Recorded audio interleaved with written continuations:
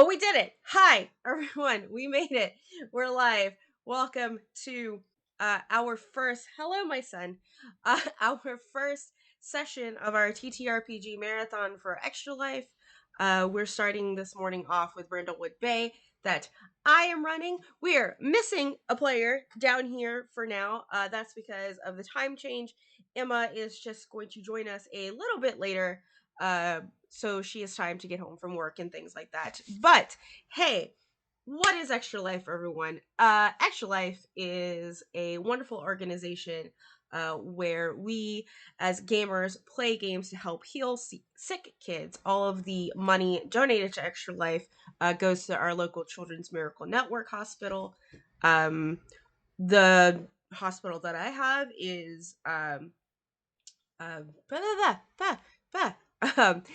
the Children's Hospital of British Columbia, because I am located in British Columbia and all of that. And as always, I am Val, and this is my channel. And we're going to go ahead real quick and just go around the table. Let everyone just sort of introduce themselves. What hospital are you benefiting if you have signed up for the team? And yeah, we'll go around and do that. And I'm going to start clockwise from where I'm at over the overlay. So that actually means, Ember, you're going first. Who are you? Who are you playing today? What's going on? Well, hi everybody. I'm Ember. Um, I'm Yes, my we brain just that my was brain just communicated. shut off. But you know what? That was a that was communicated very well to us. So I'm not even being facetious. Continue. I'm sorry. It's early, y'all. We'll try that again. Yes. Hi everybody. I'm Ember. I'm a dude who just hangs out on the internet sometimes, plays D&D, and today I am playing a very very serious yet sarcastic old German woman named Monica, who is just a gardener, totally just a gardener, and the bike is just for show. We'll find out about the bike later. Okay. The bike is understandable. Awesome. Thanks, Boo. Next we have Zweth. Hello, everybody. I am Zweth. I, by day, I'm a scientist. By night, I do various stream things, including some wonderful TTRPGs with people. Very excited to be here playing Ethel Harrison.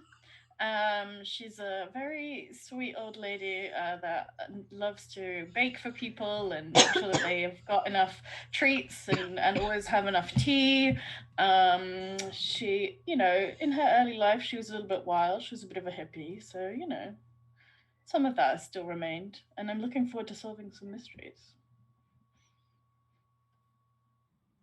And last but not least, welcome for the first time ever on my channel, Jen. Yeah. I'm Jen. I'm excited to be here. I'm so excited to be on this channel. I'm so excited to be in this game. I'm part of this fundraiser. Let's help some kids. And I'm playing Evie. My real cozy place is the theater. But I, most of my time now is spent in my own apartment because they don't really like to cast middle-aged women like myself. So I'm here doing caroling instead as my form of performance. All right. Yeah, and once again, everyone, hello. I'm your storyteller. I am Valdrianth. This is my channel. It is, again, the first game of the weekend. We have 3 games today, 3 tomorrow, and 3 on Sunday, so be sure to stick around for all 9 of those games. Everyone has worked super hard. The way that you can, unlike most games, this is not a viewer-affected game. However, just a couple of things to remind you that if you want to donate to our Extra Life team, Nightbot does throw the link, as he just did, or you can type in !Extra Life in the chat. It will bring you there. And as a heads up, I am personally meeting all of my sub points this month of November with a $1 donation. So if you have like a Twitch Prime just hanging around, just sub to my channel, and that's $1 to the charity. Or if you don't have a Twitch Prime and you just want to sub to the channel, there you go. That's yeah. I'm meeting everything. I'm meeting all of my sub points. I think right now it is the first stream of the month, so I don't have a bunch. I have like maybe just the 5 that have rolled over, right? But as you can see above me, we have already crushed 50% of our goal today. Thank you, Zwath. We're at 596 American dollars out of 1,200, and that is like the initial goal. But I mean, what if we crush that like today? Like, what if we just and then we just set a new goal of like 1,500, and then we crush that one? Like, let's see if we can crush that goal today. Without further ado, let's get started. It is a cold winter evening of 3 o'clock in the afternoon, actually, in the district of West Vancouver, British Columbia, Canada. And because it's 3 o'clock, it is practically dark. Our 3 grannies are gathered at the house of Ethel as they are preparing themselves to be picked up by their caroling bus. These 3 grannies are all friends, as they are all part of the Murder Mavens, which is a mystery book club where they just get together and read murder mysteries and theorize about them. Never actually been part of one themselves yet. But as the camera sort of swings in, the sun sets. Hello, cat. He got the zoomies all of a sudden. Swings into the house of Ethel. Why don't Cat is swinging into the stream. like 1 second? Are you fucking okay, my dude? Like, go bother your dad. Anyway, as I was saying, as the camera just swings into the window of Ethel's house, Ethel, please describe, 1, what is your character doing in her house with her 2 friends? And what does your house look like? Like, what is your cozy little abode like this December evening? So it's a cozy, cute little bungalow. It's got a just like a few rooms. It's got, you know, a nice little cozy living room with the tree up, and there's a fireplace that is going. Lots of floral patterns just everywhere. Everything is floral patterned. And there is, of course, you know, at least 2 throws on each chair that don't match, and plenty of cushions. You see Ethel will sort of come into the room. She has got completely white hair, but it is still very long and sort of wavy and frizzy, and she still wears it down. And you see her coming in. She's got her cups of tea, and a plate full of biscuits, and she's wearing a very floral, like it's like, in fact, it's probably like holly, lots of holly all over this pattern, all over her jumper, her Christmas jumper, and it's got, and it really horribly clashes with the floral like tea set that she's got. And she'll come in and she'll put it down and be like, there's tea and biscuits for everyone. Make sure you pick up a ginger nut. They're fresh from this morning. Yeah, so Ethel presents you all with tea and biscuits, and by biscuits we mean the most British version of biscuits, as they're cookies. Yes, we do. We mean cookies. Yes. Not American biscuits, which are just scones. But we have to clarify that. But yes, as you sit it down in front of your friends, Monica, how would you describe yourself and your ugly sweater that you are required to wear for tonight? So Monica is I don't know, the best way to describe it is she doesn't look her age. She is, by all accounts, ancient, but she does not look her age. She is fit and like she looks like she could take somebody in a fight when she has no reason to be able to. Mm-hmm. She's sitting there uncomfortably happy in her really like it's Rudolph, but it's not. It's Rudolph holding a beer. It's the most redneck like looking ugly sweater that her grandson sent her from America. Rudolph holding a So beer. Any specific brand of beer? um definitely Bud Light. It's a Bud Light. Specifically. Specifically holding up a Bud Light. Gotcha. Yeah. Mm-hmm. But she's got short, like well cropped hair, black,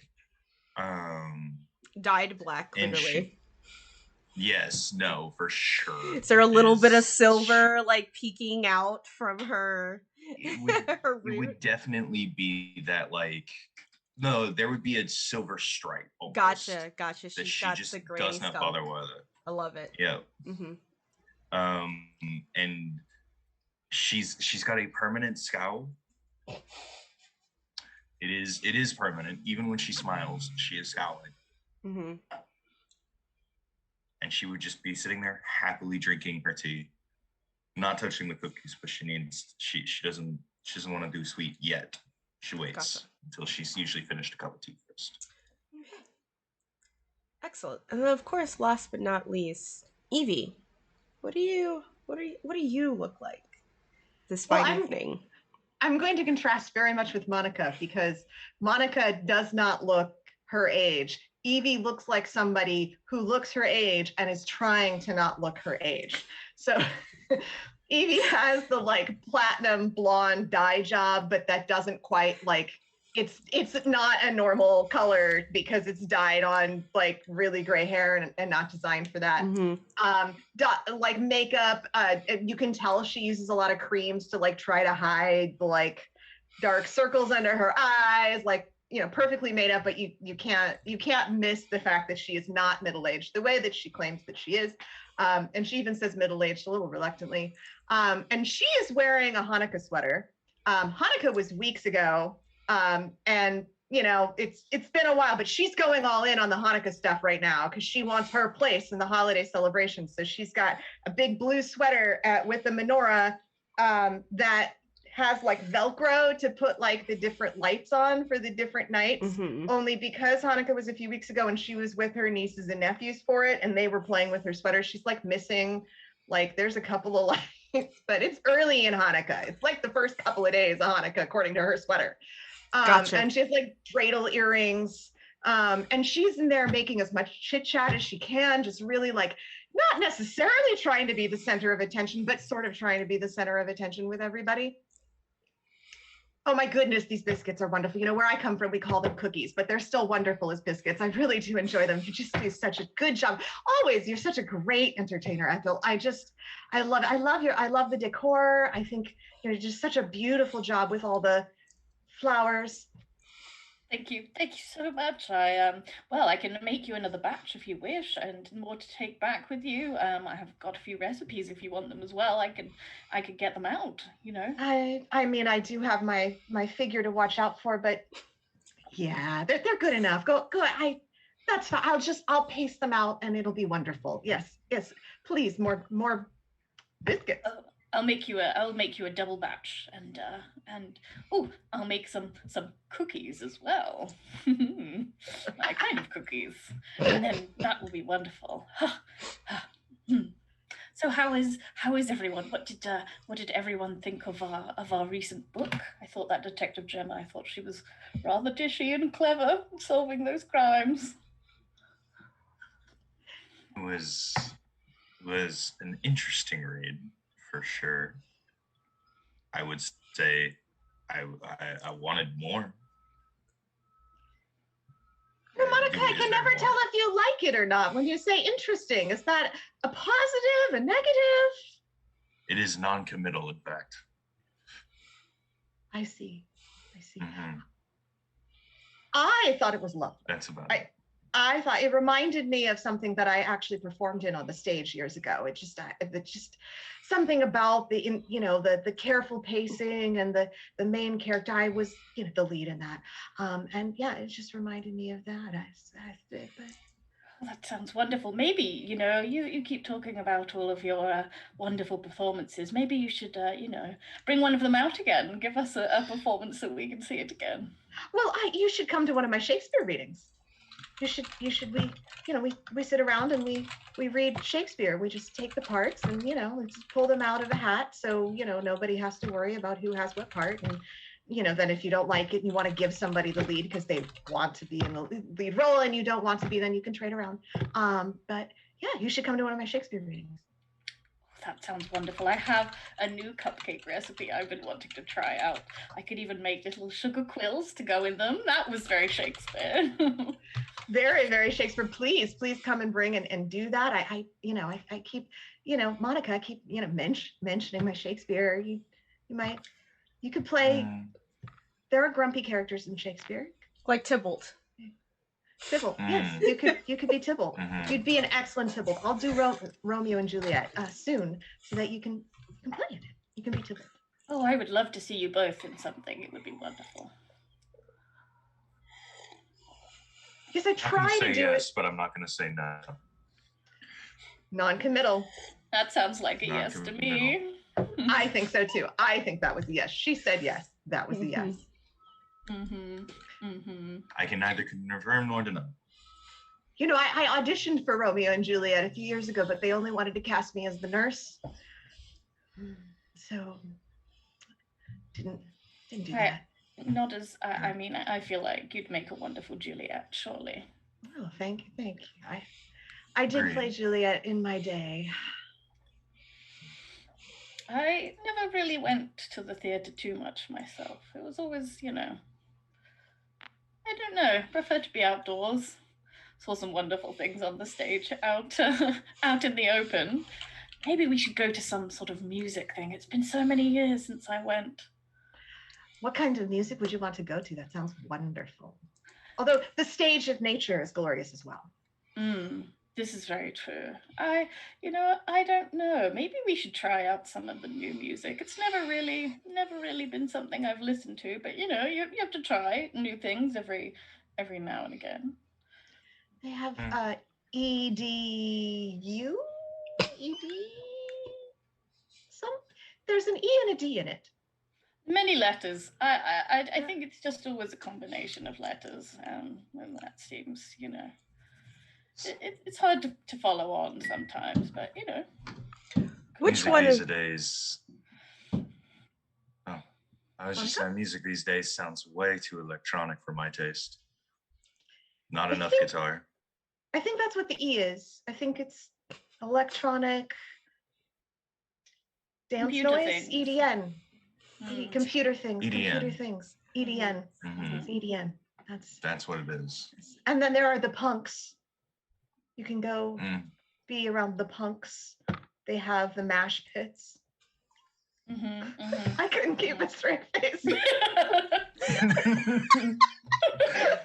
I'm sitting here physically in pain listening to those two. Because this is like my genres of music. Oh no. Oh. May or may not be based on how my mother talks. I have to say, MASH sounds like it doesn't sound like the best thing to sell at a concert. Seems like it would be messy, I would have thought. Would have thought scones would have been better, but each to their own. Must be a young thing. Punk scones. You could market that. Punk scones. I always think of mashed potatoes. I don't Well, that's what I was thinking. That surely can't be. That must be messy. Did they serve it in a cone? I was just wondering why they named their hits after a military TV show. I was very confused. That was an excellent show. It was a very good show. Truly an excellent show. Yes. Mhm. Not a lot of roles on that show for women, but an excellent show. I had an agent who almost got me an audition. I had a friend of a friend of a friend on that show, and it was I'm going down a memory hole. Anyway, yes, it mash pits, very strange. Hmm. So okay, there are the punks. There's EDM. There's metallic. That's metal, honey. Metal. Well, yes, that's what metallic is. It's metal. That's what it refers to. The It makes sense to me. It's the only one of these that I've recognized so far. And it's because my grandson listens to it. With my nieces and nephews, this is sort of their sort of thing. That and pop. Do they mash pit? I'm sorry. They do like themselves a mash pit. Just the voice from nowhere asking that question. It's just out of the void. That's what I would need to ask. Ethel, do you live alone? Do you have any do you have a roommate? Do you have a husband? Do you have a boyfriend? Do you have a girlfriend? Do you have a cat? No, it's me and my cat. Describe what your cat looks like. What does your kitty look like? My cat is called Tibbles. Tibbles. Mm-hmm. And he's a big ginger cat. Of course. Around this time, Tibbles just sort of like jumps onto the coffee table that you've put your tea and biscuits on and does that cat thing where they have to like see if that belongs to them. Like they go and like kind of sniffs it, and then he's gonna take his big fuzzy paw and he's gonna try and like dip it inside of one of the teacups to see where it's at. Tibble, you know that you have your own cup. Wait a minute, where is it? And then I where is it? And I get out a little saucer. You'll have to have this for now. And I use my saucer and I put it on the ground and I pour from the teapot a little bit of tea for the kitty, for Tibbles. Is Tibbles cool with dogs? I mean, he's very, very moody. He will, not take any shit. Mm-hmm. So yes, he will. Whatever dog, whatever size, he will not be fussed. Mm-hmm. Because at least one of them accompanies her at all times. It could be any one of them, but at least one of them. Which dog did you bring today? That's a good question. Let's find out. Yes, I have a table for this. Tibbles starts to just lick up some of the tea from the saucer that you gave him. You all know quite well that you're not supposed to give a cat tea, but it doesn't matter. Like Tibbles is already 15 years old. He has to enjoy what he has, Yeah, it's kind of like one of your ex-husbands is a celiac but still eats cake because he's in his 90s. Some of us do that in our 40s. Yeah. Mm-hmm. Kind of. It's like, it's fine. Mm-hmm. And of course, it is decaf tea because otherwise I would never fall asleep. So, right. You do have to stay out pretty late this evening as you are going out to Carol into the night at some point. Whenever that dang bus arrives with the rest of the group. Speaking of, what kind of phones do the rest of you have? Like, do y'all are any of you savvy enough for a smartphone? Do you have a flip phone? What's the technology thing going on here? I have a tiny ancient iPhone 4. Yes. And I'm fairly good on it. I'm able to do the emojis. Most of my texts are comprised of like 7 emojis and like 2 words. So I'm good at that. I can't quite get on the internet with it. I can't quite figure that. I did a couple of times and then I couldn't find the button that I'm supposed to push. But yes, I can do the texting. Even though you don't get the internet, it still pushes notifications out at you, right? And you are getting a weather notification being pushed to your iPhone 4 about tonight's weather forecast. Actually calls for snow. And you know how rare that is in Vancouver. It's not a snowy place in the winter. It rains a lot, and it doesn't stop from October to March. So you get that little tidbit that there is a 80% chance of snow tonight. I just wanted to say the dog that is there is a around middle-age-ish German Shepherd. Gotcha. His name is Rutha. Rutha? Because when Rutha, they thought he was a girl when they were naming him, and decided to never change the name because he responded to it really well. How did you make that mistake? She has 12 dogs. Okay. I was just going to ask how many she had to choose from. Are you sure you picked the correct one for today? It's the only German Shepherd, so okay. Hopefully. Okay, gotcha. Anyway. Yeah. Rutha is there being a very, very good boy. Just sort of like more of like in the kitchen because he knows better than to walk on somebody's carpet. So he's just like sitting at the kitchen, like at the threshold of the linoleum and the carpet, because of course grannies have carpet. You don't want to put bare feet on a cold floor. Like staring at the biscuits. Just looking at the biscuits, looking at Tibbles, looking at the biscuits. And looking at Tibbles, and a little jealous because Tibbles just has now grabbed his own biscuit and is going to walk over to the edge of the carpet just out of reach of the dog and just drop the biscuit there as a taunt because he is a cat. Where did I put it? Okay, go ahead. Sorry, I have to do something. There was also the notification of the snow tonight. So, everyone, it looks like it's going to snow tonight. We're going to have snow. Snow tonight? Yes, isn't that lovely? That will look so beautiful in the lights and with singing, and it will change the acoustics a little bit, but that's okay. We can work with that. We just have to project a little bit more. It's going to be beautiful. It's so wonderful. This reminds me so much of the bus tour trilogies, you know, the bus tour mysteries where they go and solve mysteries on the bus tours. And it starts with snow, you know, strangely out of time snow. Oh, maybe we'll have our own mystery. It's very exciting. That'd be wonderful. That sounds rather foreshadowing. I think it's a silly idea. That couldn't possibly happen. I can't. Mystery on a bus. 1 million years. Never. Mystery on a bus during Christmas and a sudden forecast of snow? Like, never. What is this madness? No.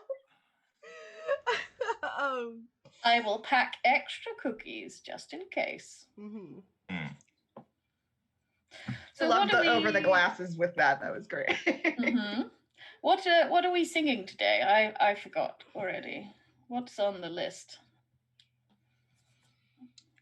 Do we have a roster of what we're singing, or is it just as we go? That's up to y'all. I'll just follow along. Yeah, go ahead and just like look, I suppose, on your there's like a little folder that's probably on the kitchen table that has the list of carols that you will be singing. Most of them are a little bit secular Christmas carols, but there are still some very like Silent Night is on there. And there's also a small little spreadsheet, whereas like certain houses have requested certain songs. Who is looking at this spreadsheet right now? I'm assuming it's Ethel. I'm pretending to look at it. You're pretending to look at it.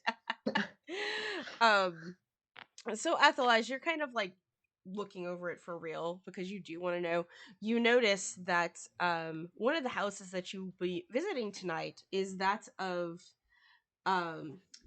what is her name? Amelia Hawthorne. And Amelia Hawthorne is about the same age as all of you, clearly older than Evie, who is only middle-aged. And she's sort of she's met y'all at Bridge before, but doesn't socialize much. She's a bit of a pariah in the senior community. But for some reason, she always wants carolers at her house. You know for a fact that she has a room in her house dedicated to Christmas that never comes down. That's how much she loves Christmas.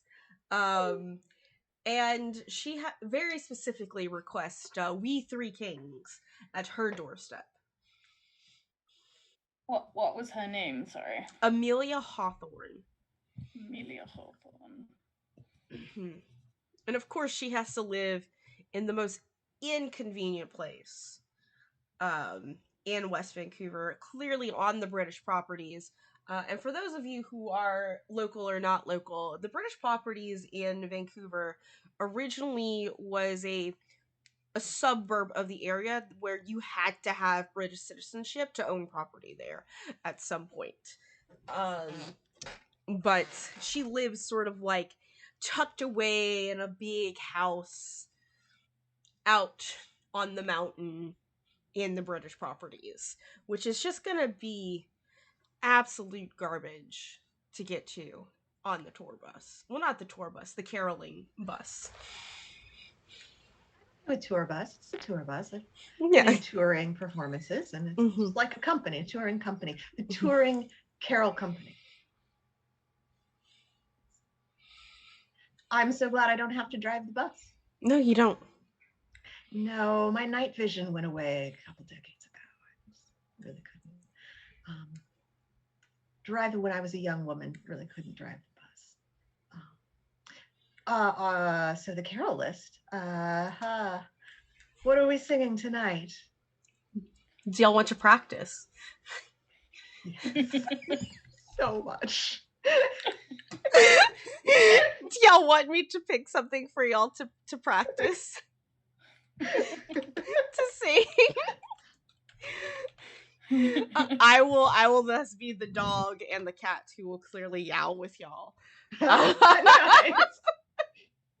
The 30 greatest Christmas carols of all time. Of course, there's Oh Holy Night, Silent Night, In the Bleak of Midwinter. I don't know what the fuck that is. I've never heard that one. Yeah, of course. Hark the herald angels sing. There's that one. What else? Come, oh come all ye faithful. Oh come. It's so many. I forgot that Christmas is a Christian holiday.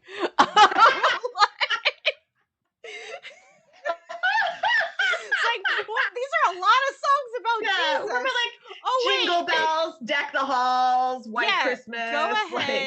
Go ahead and give us practice some Jingle Bells. Trying to see if I actually have bells. I was gonna say, I think I have bells. I know I have bad that I need to look up the lyrics for that. I was gonna say, do we have a lyric sheet? Do you have a lyric sheet?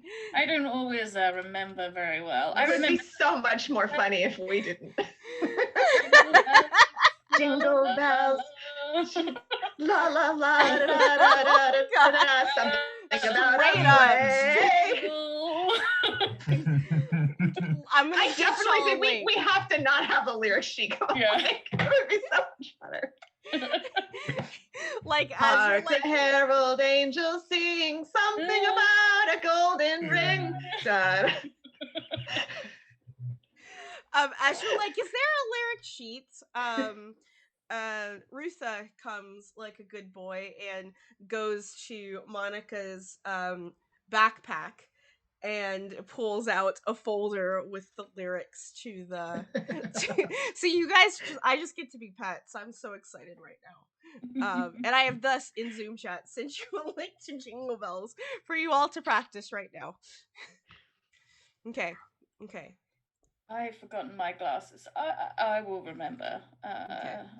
I remember. Okay, here we go. 3, Here we go. 2, 1.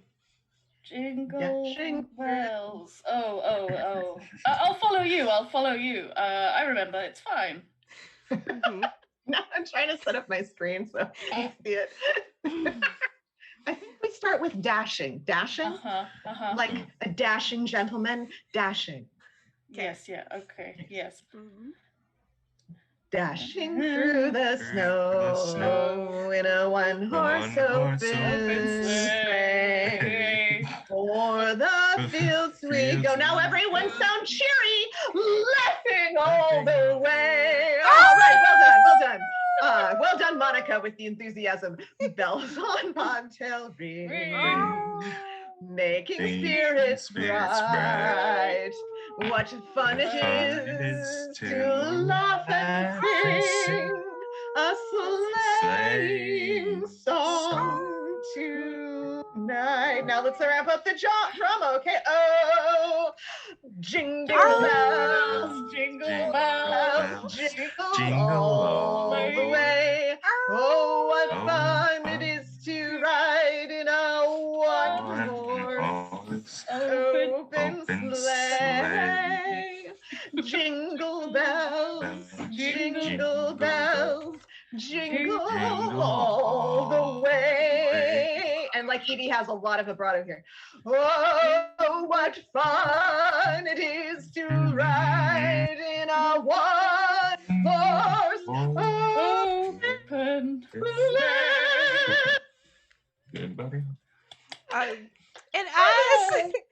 And as y'all finish your lovely serenade rendition of Jingle Bells, you hear the horn of your boss outside honking for you to all come in. That it's apparently been honking for a while, but you couldn't hear over the serenades of you and your animals. Apparently we scared my cat. Sort of thing. And with that, because Emma's going to join us in a hot second, we're just going to take a quick break so that we'll be able to fix cameras and all of that goodness. So we will see you back here in about 5 minutes, everyone. All right.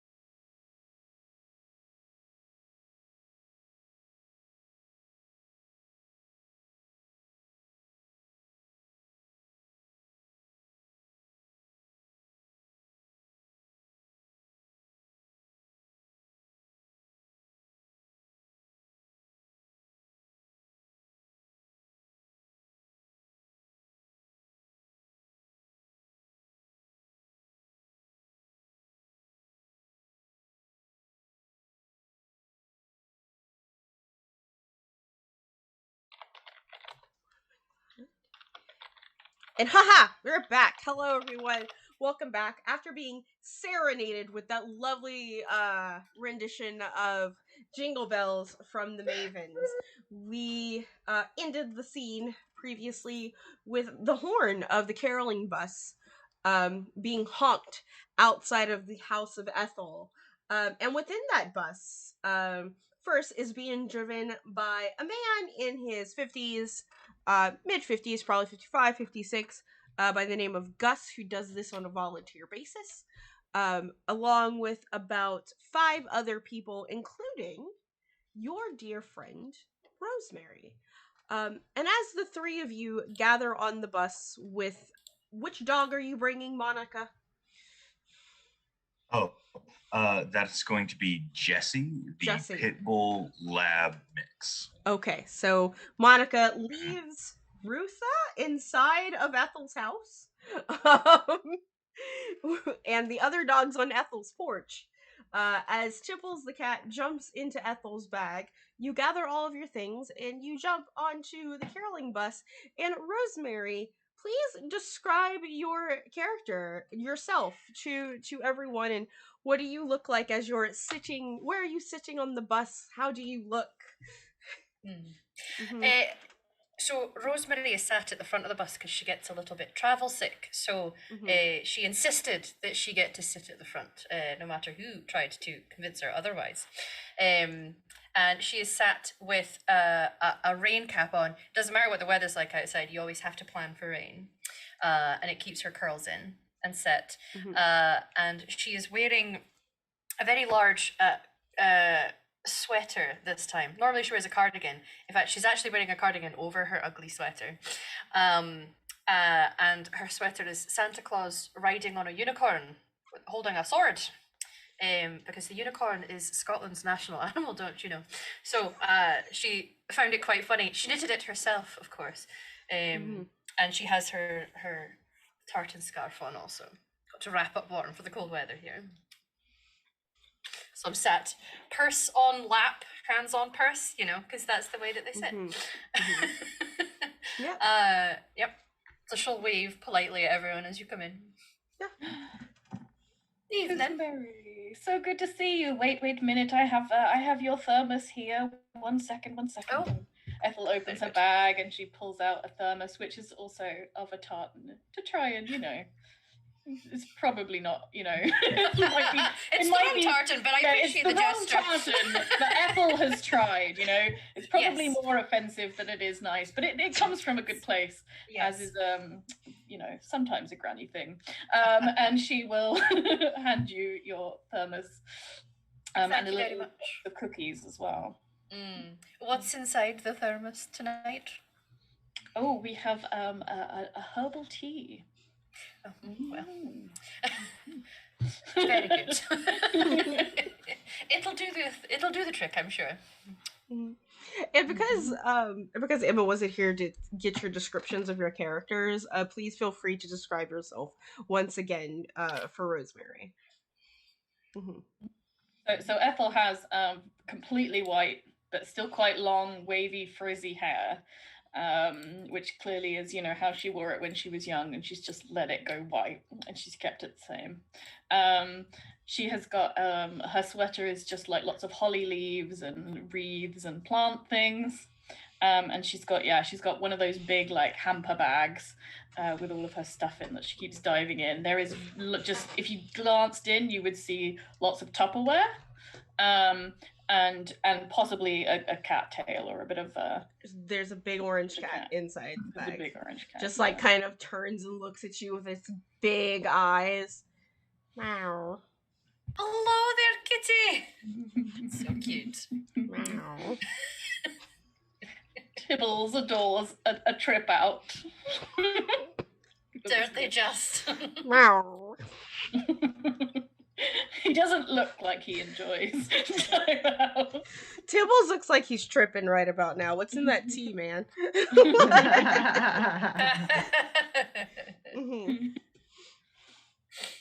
Evie is rocking the Jewish representation. Big old blue sweater with the menorah on it, and it has like Velcroed on lights to do for each night of Hanukkah, but Hanukkah was a couple weeks ago, and her nieces and nephews kind of played with the lights, so she's only got a couple. It's like early That leftover, yeah.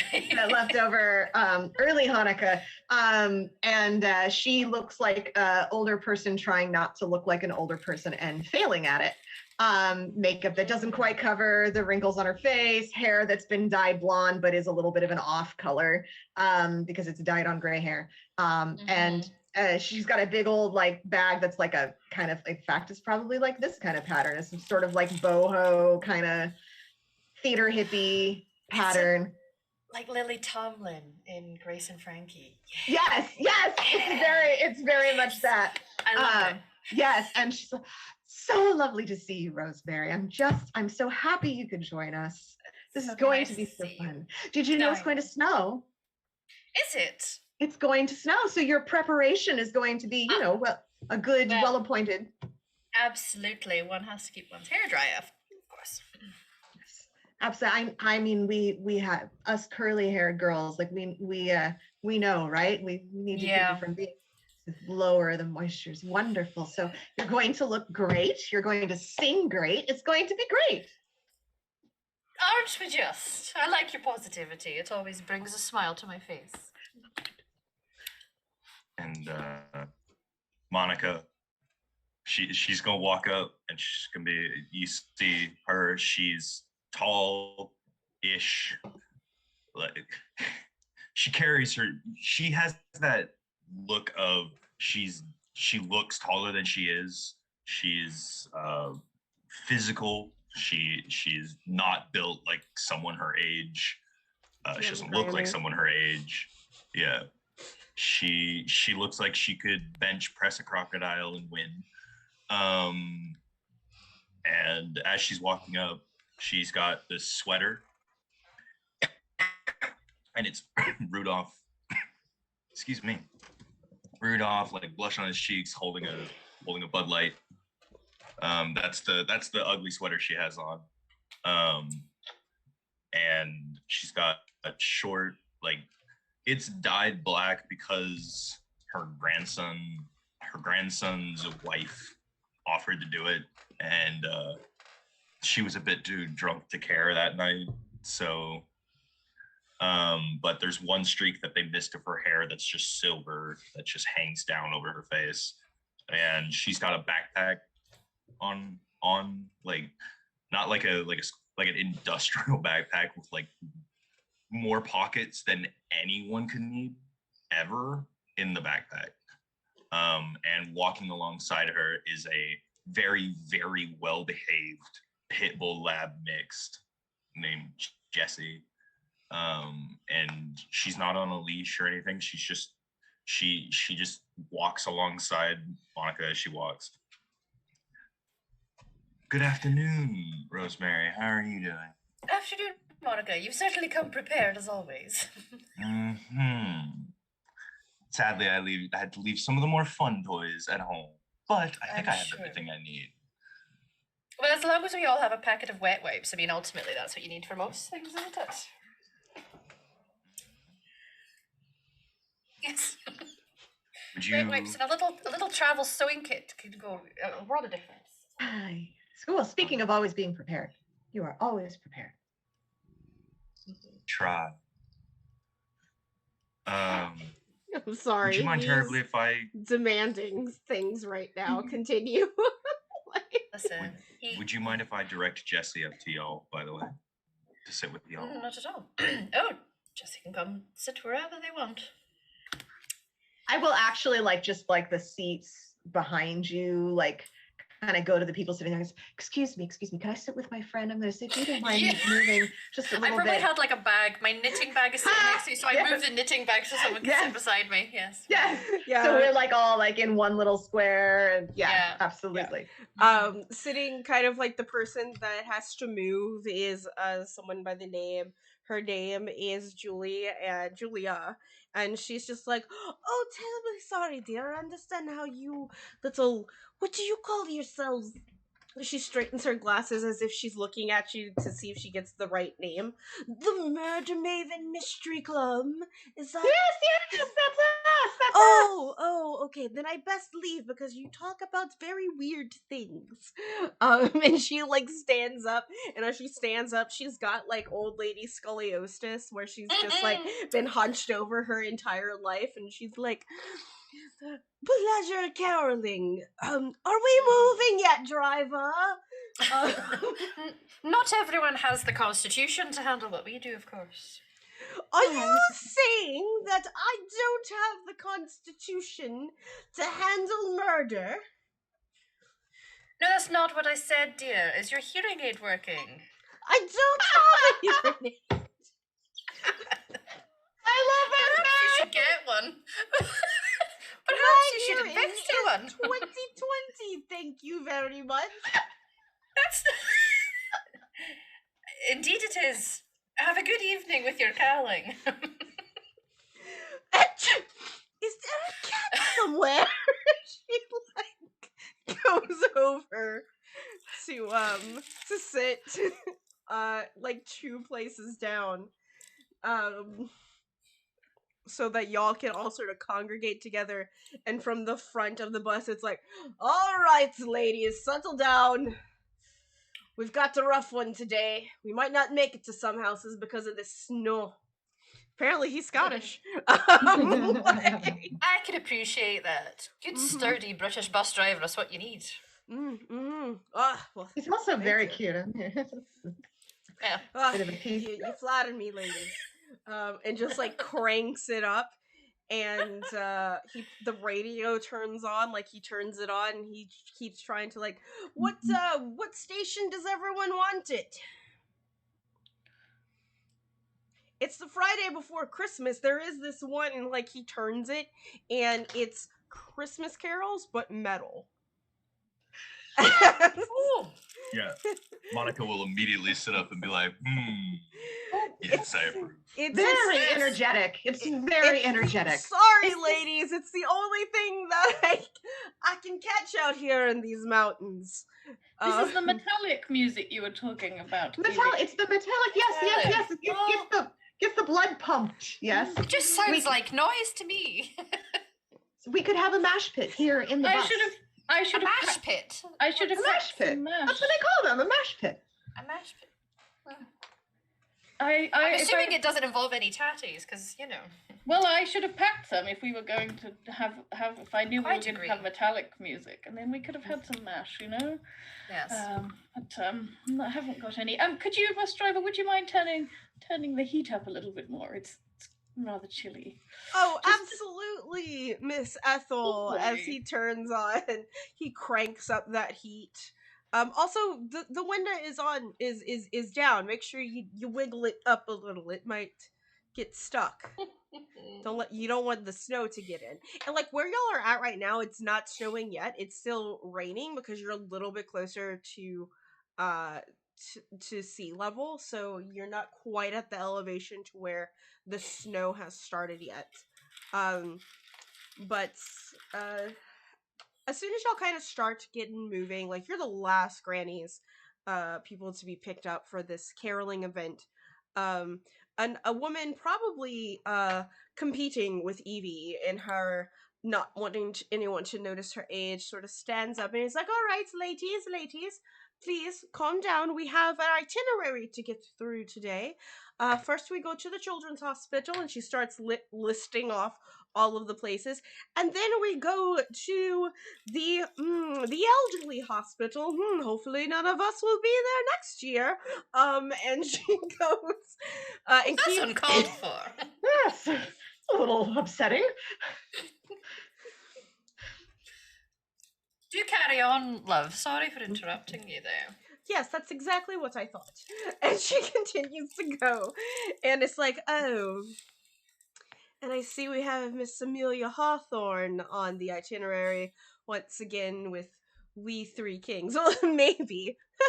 Maybe we won't have to deal with her in the snow. And Rosemary, everyone else knows, but you would know that Ms.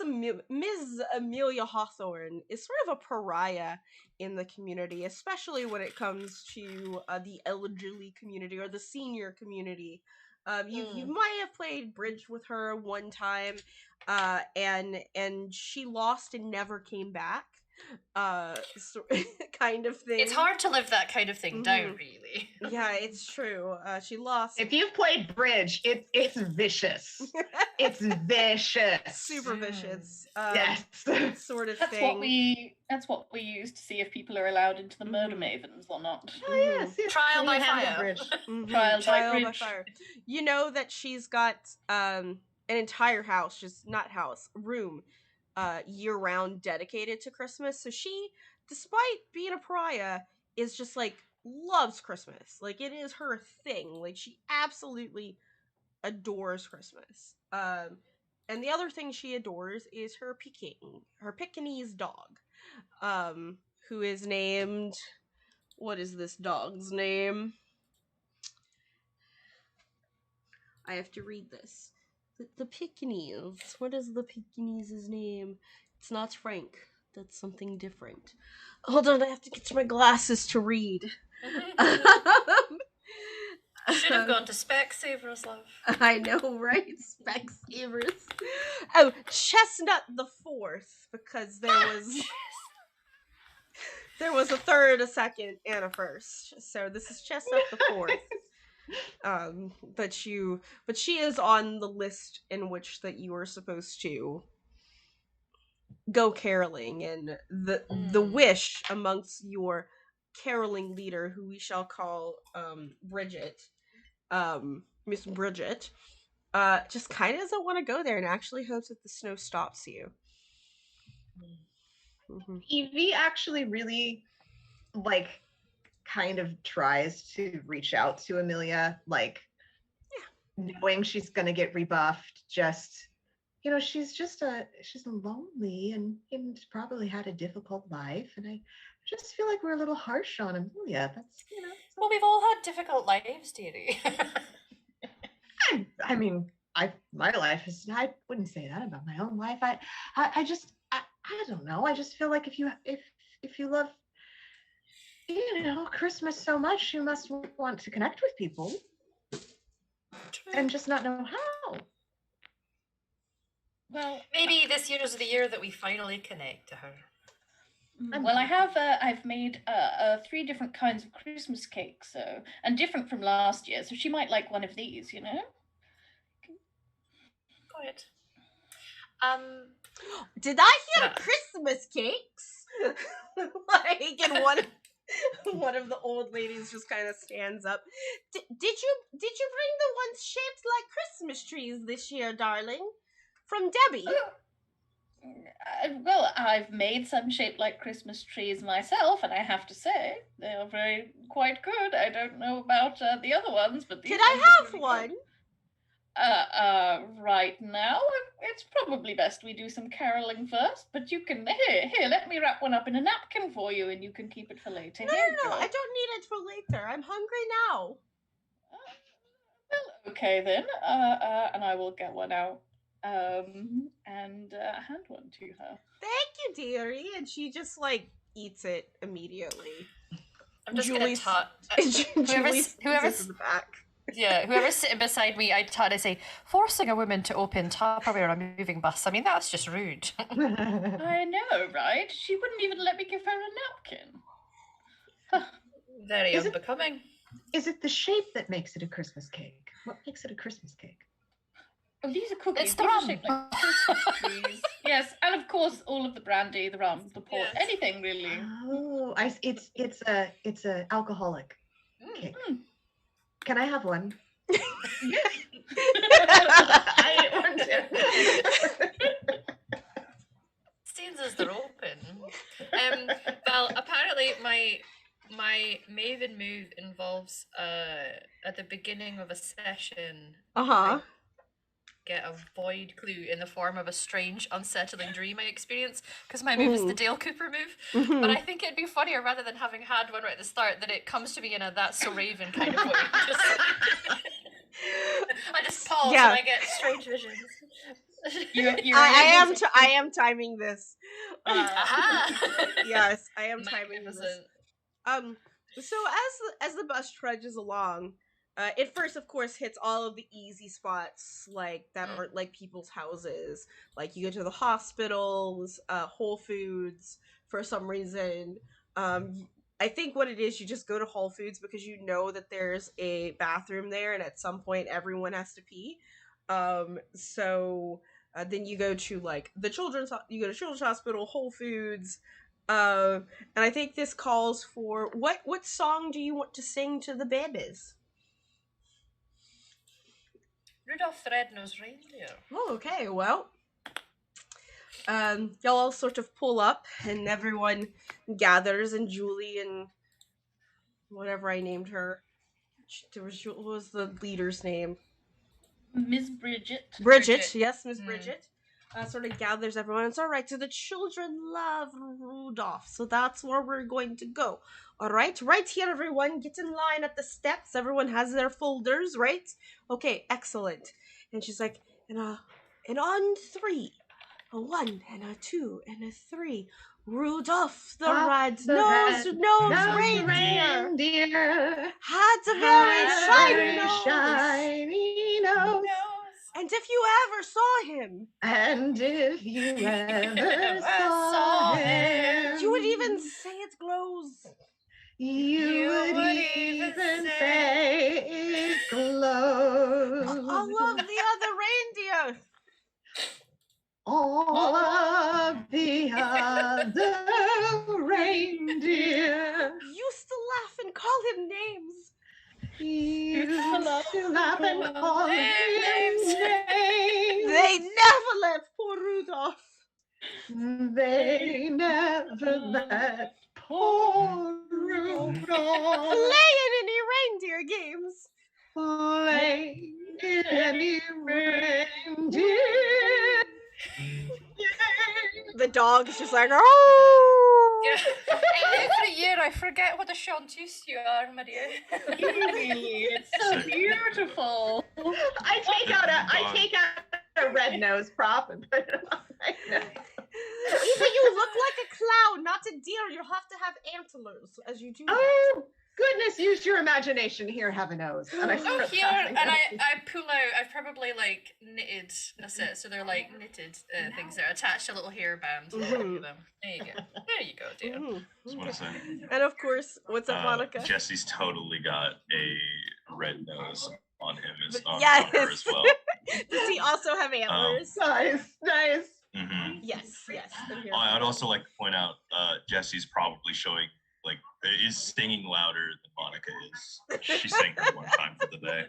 The dog is definitely louder. Excellent. I love it. And it's sort of like, at some point during this part though, Rosemary, you Rudolph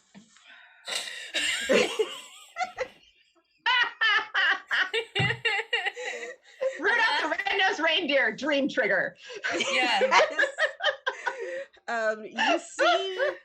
You see a yard, and in front of that, of a house, none other than Amelia's house, and you see a deer in front of that house. And the deer is rummaging through the snow. And if you squint your eyes and adjust your glasses in this vision, because your vision has bad eyesight too, you can see that there is in the snow a trail of blood. And the deer's ears perk up, and it lifts its head, and its neck, it's a little bit too long for a deer. It's almost like a llama. It's like a it's deer. One of those nightmare deer. And it looks at you, and it just sort of has some teeth just coming out, and inside of its teeth, it's dripping with a bloody pearl necklace. And then you come back, and everyone is staring at you, and they're like, oh, that's just Rosemary having one of her spells again. Sorry, dearies. I didn't mean to worry you. I'm sort of patting Rosemary on the back. It's all right, dear. It's all right. It's okay. Ladies, I've had another vision. Another vision. I'm deeply concerned for Amelia. Beyond the normal. Yes, well, very much so, yes.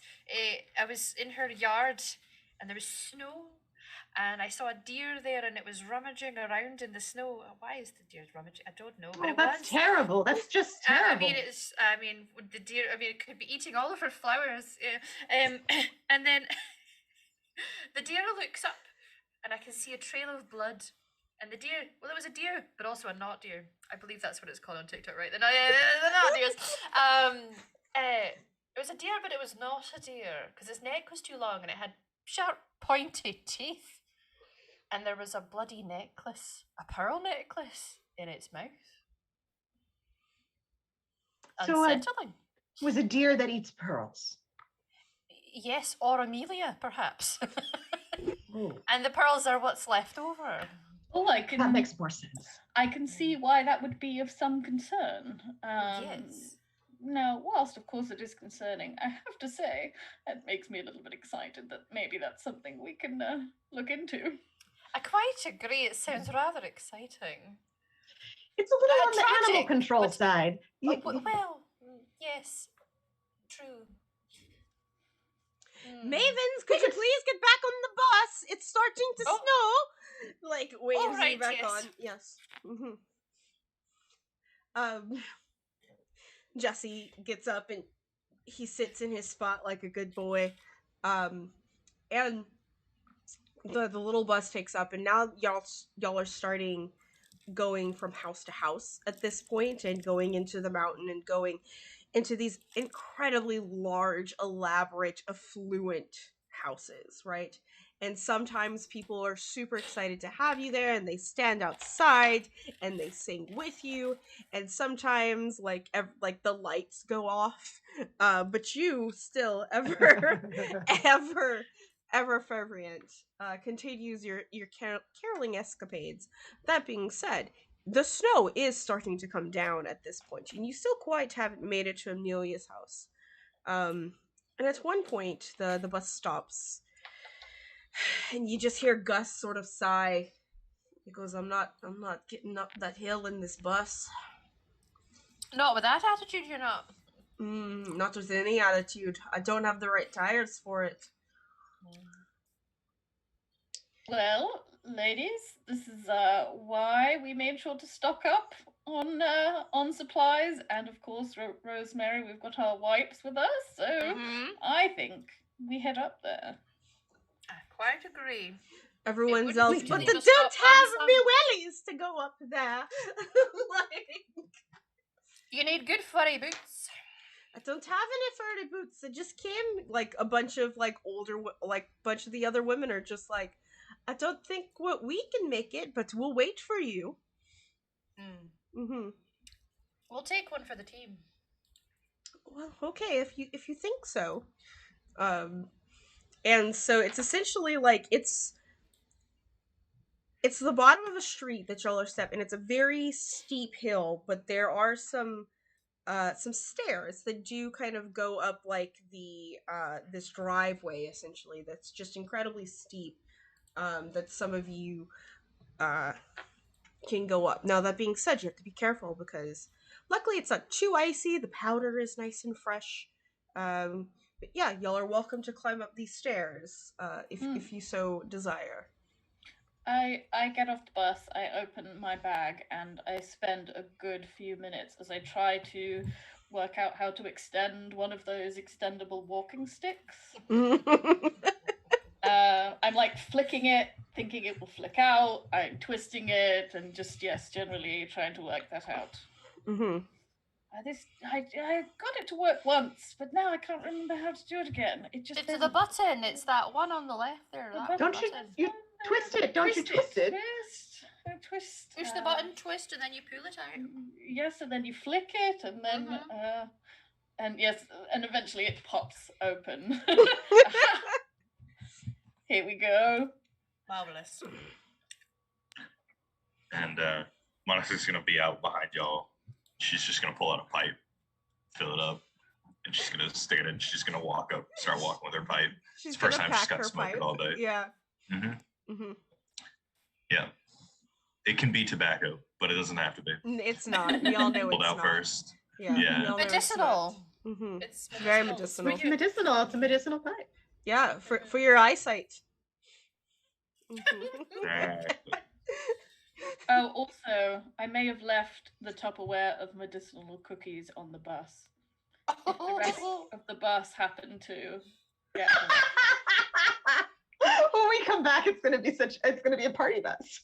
Well, that's just marvelous. That is. That's the I hope to take idea. photos. That's the Mhm. idea. We can have our fun, they can have their fun, you know? Mhm. Right then, Mavens. I believe there's a mystery afoot. All right, so y'all begin your trek up this hill. Is anyone walking up the hill, or are they going on the stairs? What's your course of action?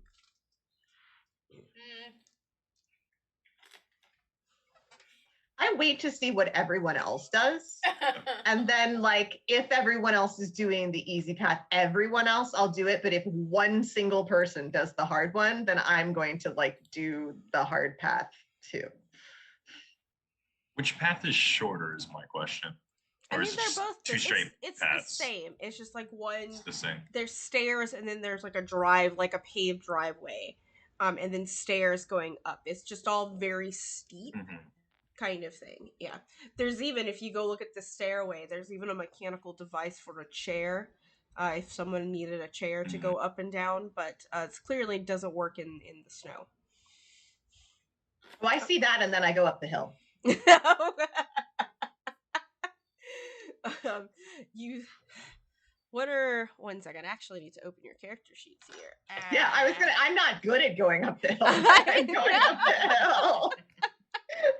I don't think I fill it out. I don't have anything in vitality. I have composure, reason, and presence 1, and sensitivity minus. I would like for everyone to roll vitality though. However, and if you're to see if you run out of breath. What dice is it we roll for this? 2d6. 2d6. I started off with 4d6 on my desk, and within the last hour, I They can just vanish. Yeah. Okay, here they are. That's 2 3s, and I get a +1 to my vitality. So 7. Yeah. A 5. Okay. I have an 8. An 8. What did you get? Also an 8. Okay. So for all of you who got a 7 or over, which is everyone but Evie, y'all are doing okay. Like the cold air, it seems very invigorating. With Monica, if she is in pain, she can't tell. But Evie, you, as you're going up the hill and your friends are taking the stairs, which apparently are just fine on their knees, your boot kind of slips on something, and you topple forward, catching yourself, sort of thing, and you notice that as you fall forward, there's actually some footprints in the snow. Going Not that footprints. Yes, hoof prints in the snow. Ladies, look! I knelt down to investigate, and then look what I found. Yeah. Yeah. Oh yes, that's the not deer. Do you think? Exactly. I think so. Should we follow the prints? Yes, absolutely. I look around to Is see if there's blood. There's no blood. There's no blood. Is it the one set of deer prints? It's a single set of deer prints. And the deer that are common in this area are mule deer. So they're just there, and it's almost like they walked across like the driveway and into the night. So, It must be recent because they're prints in the snow, and it just started snowing. Sure. That's a clue. It's a clue. It's a good observation. This maybe we should And I get a little notebook out of the depths of my little bag, and I'm gonna start writing writing the Tibbles. It's cold. I've got, would you like to come out and help us, or you're staying where it's warm? No. I love the cats that make those noises. Excellent, excellent. Mm-hmm. You keep things warm, and I'm starting to make some notes down. Some little notes. Mm-hmm. The snow is coming down a little bit harder now. And by now y'all can sort of see the top of this slope, and it's very, very bright, coming from like the top of this, and by the time you sort of make it to the top, no scraped knees thanks to the snow, it is just incredibly gaudy with Christmas lights. There is a star on the roof that's probably about 5 feet by 5 feet.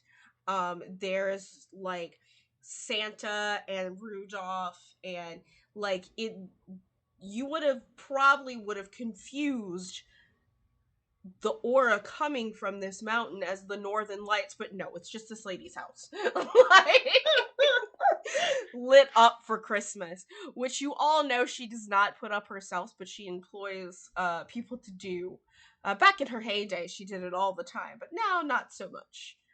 And well, you are here to do a job after all, and that job is caroling, and she is very, very, very particular about what she wants to hear, which is "We Three Kings." So, what you y'all all do?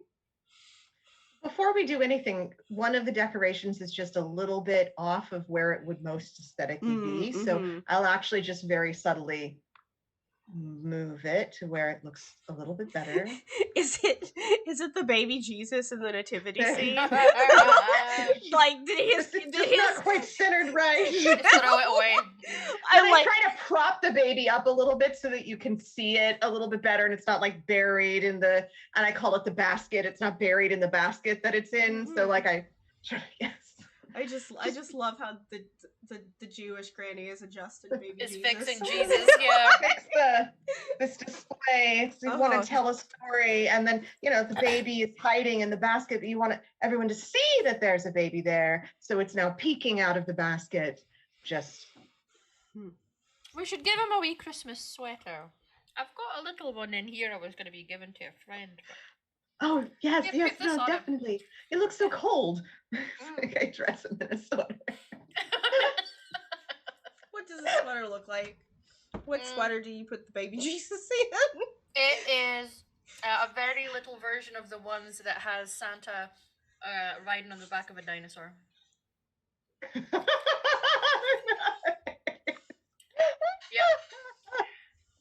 You're baby welcome. Jesus with a Santa dinosaur sweater. Yep. Mm-hmm. It feels a little sacrilegious, and yet highly entertaining. Well, I still have left over, and I pull out of my bag a dreidel. Oh, and yes, I put it. Jewish, wasn't he? Yes. Yes, well, and they gave gifts. There was a gift giving. Yeah. This is okay. So I'll put a little dreidel and some gelt. Yeah, in the basket, I'll put a dreidel and some gelt. Mm-hmm. Very fetching. Yes. Yeah, I think. Much improved, Evie. Mystery, though. There's a mystery. Quite. Yes, Is the lights on in the house? Yeah, there are lights on in the house.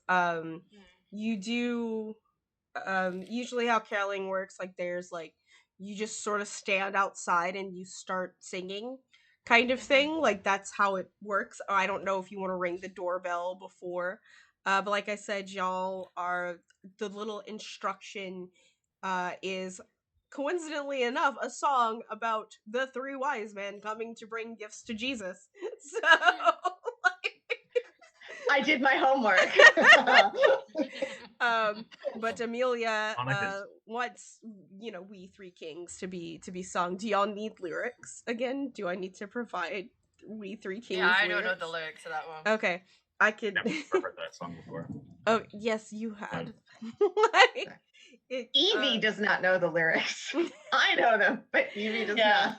Same with Ethel. Ethel does not know them, although I do. I'm just gonna put them in Zoom, like the first verse and the and the smart. thing. Yes. It goes, "We three kings of Orient." Alright, that one. Anyway, this is the one you're instructed to sing. So Should we? Monica's gonna ring the doorbell first okay. or anything else. Okay. The doorbell rings. For Ding sure. dong. It actually starts with the la la la la la la la la. Just still that's the doorbell. Creepy melody. It's a little bit of a creepy melody for a holiday, don't Mhm. you think? It's a little. Okay. We three kings, la la la la. Very gifts we Da travel da far. field and fountain, moor and mountain, following on the star. Star. Oh, oh. Star of wonder, star of star with royal beauty bright. Westward leading, still proceeding, guide us to thy perfect light. And as y'all go into the second verse, the door swings open. And before you is a woman that is not Amelia. However, it is, some of you would know, is her niece, Carolyn Hawthorne. As she goes, "You just as soon sing a funeral dirge instead of Christmas carols. My Aunt Amelia has died." Oh, oh Very sorry for your loss, dearie. Murdered even. no. Oh, Oh. Murder, you say?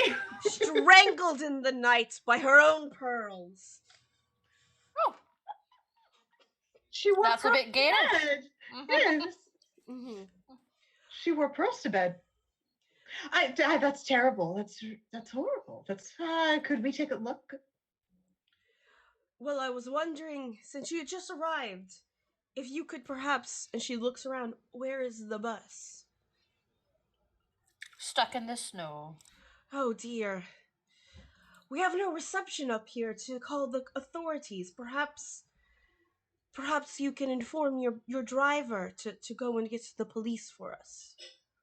Well, it's quite a long way back down those steps, and I can assure you that we might be able to help. You're a bunch of old ladies. Well, hi, some of us. I'm not sure what you mean by Could you that at least implication. attempt to send a text message to Mhm. Evie, you're good with that things. You can do that. Right.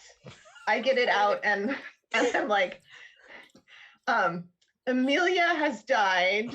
Frowny face, frowny face, frowny face. Call the Wait, don't call the police. It's okay. He got it covered. Thumbs up, smiley face, dog, cat, heart. And send. It does send. Somehow you're able to get just enough reception with your iPhone 4. And the reason you're able to do it is because because it's on a different frequency. It's only on the 3G. It's not on the 4G LTE. So it's able to catch that 3G frequency because everyone else has updated phones. Yeah, and they're able to send, and you get a response back from Bridget. "We shall get the police right away." But it's more of like, "We shall get the poop police right away." I mean the poop police. No, I said poop. And it keeps sending poop. "We shall have the authorities." I mean, because she clearly kept trying to say police, but the voice to text, and you can hear the bus down at the end of the hill crank up, as it leaves you ladies at the house of Amelia Hawthorne as quickly as they can to get to the authorities. Whilst It this is seems. sorry to Sorry. say, whilst this is happening, could I have spoken to Tibbles and asked him if he would just go inside for me? Oh, okay. Mm-hmm. Yes. And then in the opportune moment when he finds a good time to go inside, we'll of course have to chase after my cat Tibbles to find him. Oh, Yeah, good he boy. does go inside, and once like you've assured that they're going to get the police, Carol, I think her name Caroline. I got to find it. Caroline, Caroline the Hawthorne, daughter or the niece. the niece. Caroline is like, please come inside and with the rest of the family. And you're sort of brought through the house. And the first thing you'll notice in the front room, as you pass it by, is a shrine dedicated to not just Chestnut the Fourth, but Chestnut the Third and the Second and the Fourth for Do prize. they all pretty much look the same? Yes.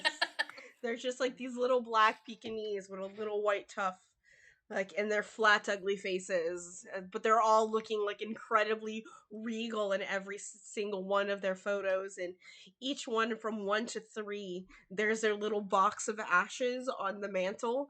And then, like, there's a photo of Chestnut the Fourth.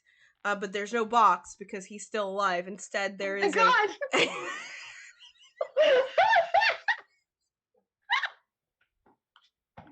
You okay, Jen?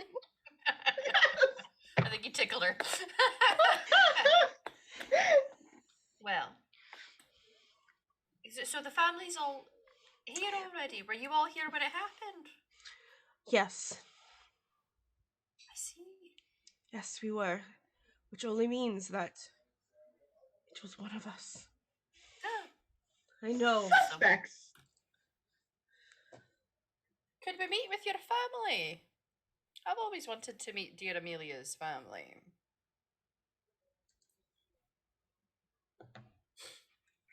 Yes, some introductions You can perhaps would be in order. Come into the family room, or the den. As you can see, the front room is occupied. And you see from, like, below Chestnut the Fourth's, like, portrait on the mantle, like, there's a tiny little chair, throne even, and looks up as this little black dog. And he's, like, completely blind at this point. He's probably around 17, 18 years old. And then you just hear him go, "Ruff, ruff," and Tibbles just runs out from underneath the chair to join you at the like. I open the bag. Mhm. He just dives headfirst back into the bag. Good work, Tibbles. Maybe Mhm. give the dog one of your. Oh no! Don't do that. One of your Christmas cakes. Jen saying, "Do not give your dog alcohol. Don't do that." Back in character. Give him one of your Christmas cakes. Or This is the marijuana same. cakes. Yeah, this is the same with Swerth. Do not give your pets things that they should No, not especially have. not Christmas cake because it contains raisins, which are Raisins. grapes, and they are Yes. bad for all animals. This is fiction. This is fiction. But yes, Ethel. Well, I think Ethel probably has some. She's been experimenting with, cat and dog biscuits as well. So she probably has a few of those that she might go and offer up. I was just thinking you might make him, a little bit more sedate. But maybe just have him like you. I see. Well, we'll start with those, and then I will save the special Tupperware in case of emergency. Yes, I will leave him a few biscuits. Just nice little biscuits he can enjoy. Try and get him on our side. He happily accepts biscuits because he's an 18-year-old dog. Exactly. Mm-hmm. Give him some tasty treats. Mm-hmm. I feel like Jesse comes in and is like, "Oh, treats? What's up?" And Caroline's, "Oh, there's a large. Watch the carpet, please." Like, She'll be fine as long as, don't give her any food. Oh, well, she keeps trying to take the biscuit. I don't. What's in these? Anyway, to the family room, please. That's we're all in there. There's tea and not so boozy biscuits. And y'all are led to um y'all are led to where the rest of the family is sort of sitting and waiting. Y'all would recognize, first of all, both Thomas and Jimmy Hawthorne, which was Amelia's brothers. Thomas has a plum-colored smoking jacket, and he is leaning against the fireplace mantel, looking quite pentative with his pipe and just puffing it slightly. You also know that he was Amelia's financial advisor. Jimmy, on the other hand, is very red-faced and drunken and has a New England Patriots t-shirt on. He's got a little bit more American in him, even though he clearly is not. He's sort of the black sheep of the family. Thrice divorced, can't hold down a job, which is terrible in his 60s. The exact reason of why, always insecure. And next you have Magdalena Hawthorne, who is one of Jimmy's ex-wives. She's a deeply spiritual woman who blends. She's got this. She's got a high turtleneck and a cross with a Saint Benedict crucifix hanging. She is quite Catholic, and she is a little pentative. Sitting in a chair with her hand covering her face, looking quite sick. Next, some younger members of the family. You have Everett Hawthorne, the great nephew, who is ridiculously handsome. He has an oversized cashmere sweater. He is actually a movie star. You would know, especially Evie. You would know of Everett's endeavors. And when we say movie star, he's only ever been in Hallmark movies. Legitimate theater. Legitimate. Yes. That is legitimate work. He's done Hallmark movies and has had a small part in The Young and the Restless. As long as you have the IMDb page, that's absolutely the IMDb page is definitely there. But sort of a celebrity. After all, he made it, and sort of thing. Next to him is his sister and great niece Skylar, tall, beautiful bohemian shink. She's a runway model who has worked for some of the biggest fashion houses in the world. She's got a little snooty look on her face, like she can't believe that she's there right now. And of course, last but not least, excuse me, there are two more people. You have Avery, who is another nephew by marriage. He is bitter, sneering, has a golf shirt and khakis. He runs a successful real estate business with his wife, Caroline. So, Caroline's husband. And he absolutely despises Amelia. You know this. You know this. And last but not least, sitting in her chair without moving, quite ancient. You're not sure how old Mummy Hawthorne is, but the skin is just sagging off of her body, lost all of her muscle mass. Very short kept hair. Is the mother of everyone, the grandmother. And all you know her as Grandmother Hawthorne. She's not just... She's Amelia's grandmother, and Amelia is your age. So... she is old. She doesn't speak. She just sort of sits there in her... with her bifocals on and just a giant sweater over, and just she seems like she's stroking something, but there's nothing in her lap. And this is the Like family. if there were an animal in her lap, but there's nothing. Yeah. Okay. What was the financial advisor's name? Sorry. That would be her brother Thomas. He's the one with the plum-colored smoking jacket. What was Caroline's husband name? Caroline's husband is Avery Partridge. Avery. No, sorry. Everett. Hold on. Am I wrong? I'm blind. I am actually old. It is Avery. Avery is Caroline's. Avery, yeah. Yeah. Avery is Caroline's husband. Nephew by marriage, essentially. Yeah. Mm-hmm. Okay.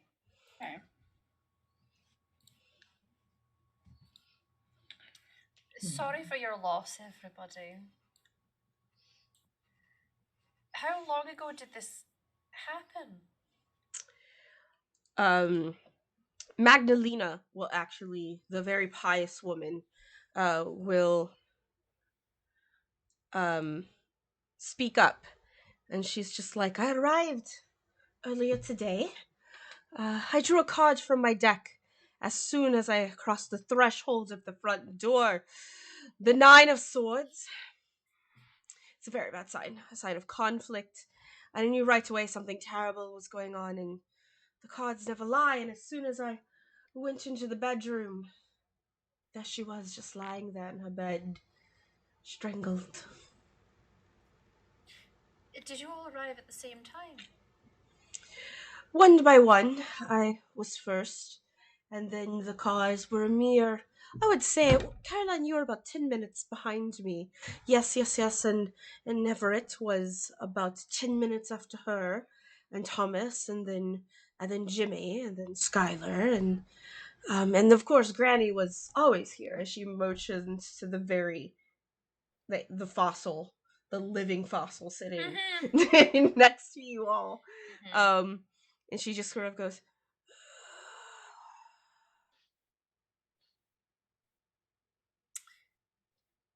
Well, indeed. Still a sad thing. So we don't believe anyone was here when it happened. only Granny. And you see her lift her hand feebly and reaches forward. Cats. As she points to Tibble inside the bag. Like, precious cats.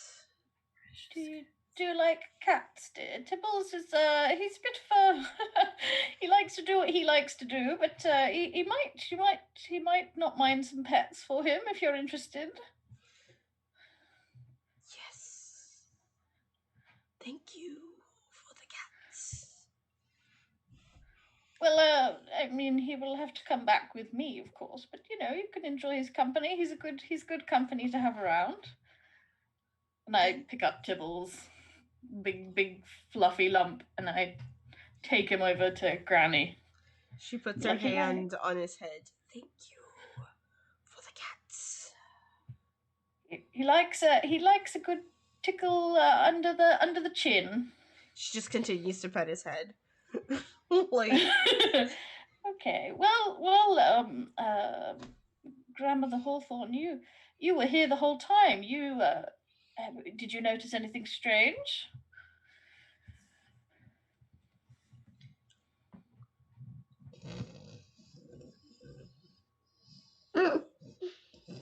I shake her shoulder a little bit. Hey. thank you for the cats. We've all been there, ladies. I think we know what that feels like. Yeah. It's true. She looks up and she's like, where's Amelia, my granddaughter?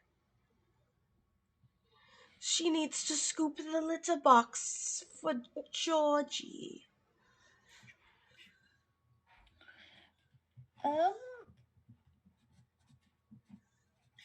Georgie your cat, dear? Yes, and pets the cat, Georgie. Oh, is Georgie a ginger as well? Yes. Delightful.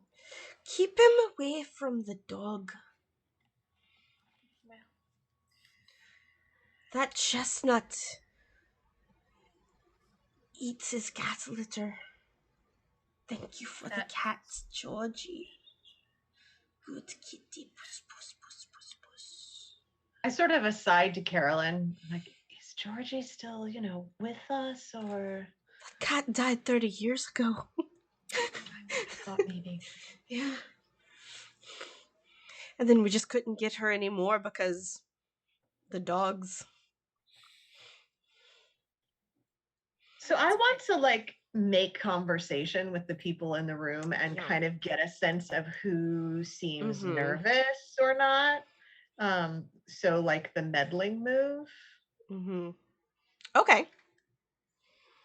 That's on the reference sheet or Yes, it is on the meddling move. reference. All right. When you search Yeah. for a clue, conduct research, or otherwise gather information, describe how you're doing so and roll with the appropriate ability. On hit, you find a clue. The keeper will tell you what it is. On a 7 through 9, there's a complication. Either way, either with the clue itself or a complication you encounter while searching, the keeper will tell you what the complication is. On a 12 plus, you also find a void clue, or you learn something about a dark conspiracy. So this actually reminds me of something that happened to Amanda Delacourt. And Amanda Delacourt in Murder in the Mystery Mansion had a whole family gathered. And when she had the family, she had to, suss out who might be a potential suspect. So using the Gold Crown Mysteries move, I get a 12 plus on this roll. Oh, wow. All right. Your clues. All right. So. Thought I'd narrow it down, y'all. No, there we go. There we go.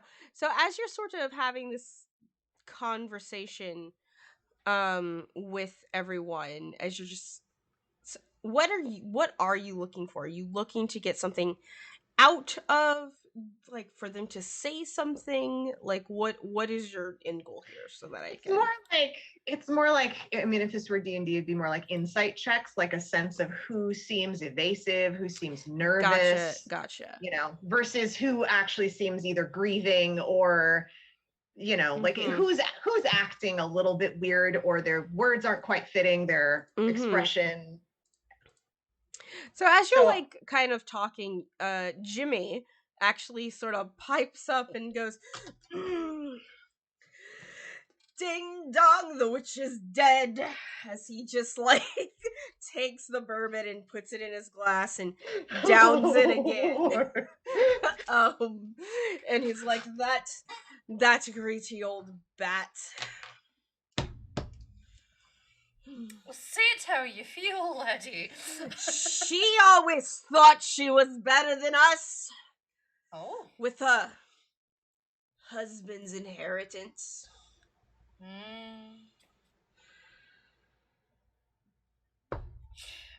Well, did you all feel that way?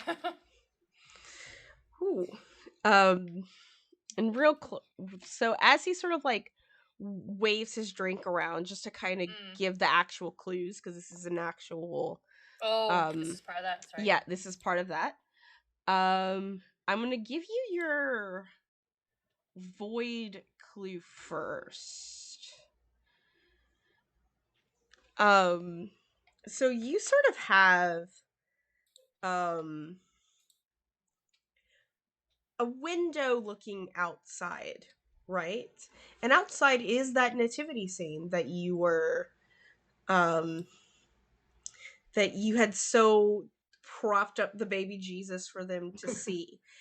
And you look outside for a second, and that baby Jesus's mouth opens just a little bit and goes, Bah. Do we all see that or just me? Just you. I love that the Jew is getting a bleeding baby Jesus head. Sorry. Ladies, if we could just circle up for a minute. Is there an association between Jesus and a sheep? There's Like Lamb of God, I suppose. okay. So I don't know if it's automated or anything, but the baby Jesus is buying. Oh, like a bleating sheep. Yeah. Oh, It's- Like a That's sheep quite or like a upsetting. goat? well, Oh, there was a I guess that is really what a goat's. I'm not very pastoral, so I don't really know. But yes, like an animal. Is there a difference between a sheep and a goat's bleating? I don't actually know. I don't know either. Well, not like a deer. Not like a deer. Not indeed. like a deer. Not that I really know how deer sound like. Now that I think about it. Bah. That's how they sound. Sorry. Yeah. Screams. But anyway, Sorry. it's being very literal about this whole lamb thing, and I don't know that it just something's was strange. I got that when I was talking to drunk Jimmy. No, I Quite don't. unsettling. Well, I hate to be, you know, that person in the conversation, but it could if it was buying at you. We did mention a goat. That's kind of, not. It's kind of the opposite of holy when we think about that. So I just want to keep that in mind. Goats are unholy. Well, they're associated with the big man himself down there.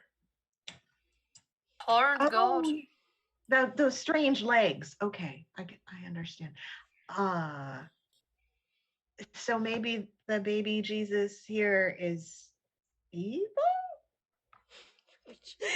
At that, you hear fucking Magdalena goes, "Excuse me. There's nothing evil about baby Jesus. Oh, I just meant the statue. I understand that. I understand you don't think that he's your savior, but that doesn't mean that he's. Well, he is one of her evil. people, to be fair. It's exactly. I might have the best judgment about this. Blasphemy inside of this. I think this she's- holy day of nights. She's suggesting the actual small model Jesus that's outside and not the actual literal Not the baby actual Jesus. literal. No. I wouldn't. Not the actual literal one. Oh, no, just He's the not model. a baby anymore. Oh, baby Jesus is my favorite. Okay. No, I'm sorry. No, we It's we gave the little one. We gave it gifts. We gave a sweater. Like we kept him warm, and we're respectful. It's just bleeding like a goat. Look of concern crosses her face. I wonder if anyone tampered with the Son of God. As she stands up to go outside and around outside to go and readjust baby Jesus. And this is when I'm gonna give you your actual your normal clue, Evie. As she gets up, you see there's this little paper mache Frosty the Snowman on the end table next to the chair she was sitting at, and you see inside of one of his coal eyes a little blinking red light. There's a camera in the snowman. Got it. Oh, look how darling. And I'll just go over and just pick it up. I was gonna say I will. Are you being sneaky about it, or are you just going straight over there? I am doing what all old people do, where sure I'm trying to be sneaky, but if anyone sees me, my age is my excuse for doing all things. I'm an old woman. It reminds me of my grandson. I have so many excuses. for these things because they do get away with everything. So, yeah, I'm just gonna go over and just pick it up and take it over quietly. Yeah, you look at it, and sure enough, there is a camera inside of his, like a little security camera inside the paper mache. Frosty.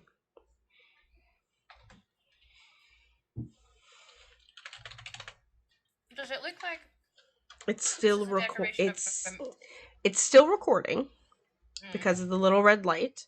And what was the question? Is it something that's like decor that Amelia likely put up in her house? Or is this Ooh. something that was with them? Do you have something to roll for that? I'm not sure. Would it be reason? Am I trying to reason something? Yeah, perhaps. Yeah, that sounds good. Just try to see if this is like Amelia's, Mm-hmm. This is something that's set up for the house and the family aren't aware of it, or whether this is something the family have taken in. Also, while you're making that roll, I just want to give a huge thank you. We got 2 donations to Extra Life. One from Granny of $10 and another donation of $25 from Robin Shadle. Thank y'all so much. Yay! We're gonna crush that goal. Yeah. This that is would a be thing? 10. But can I give an well, I don't, never mind. I was gonna try to assist because my cozy activity is interior decorating, but you know what I mean. That's wonderful. As you sort of look over this paper mache, it seems a bit childish. Like not so, and you kind of look around like all of the other decorations, especially the Christmas room, which y'all are all in. It looks like it's a little out of place with the rest of the decorations because everything is very, what's the word I'm looking for? Is very well thought out.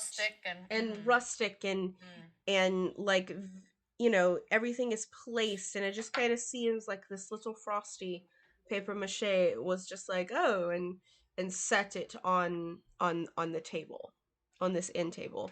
Mm-hmm.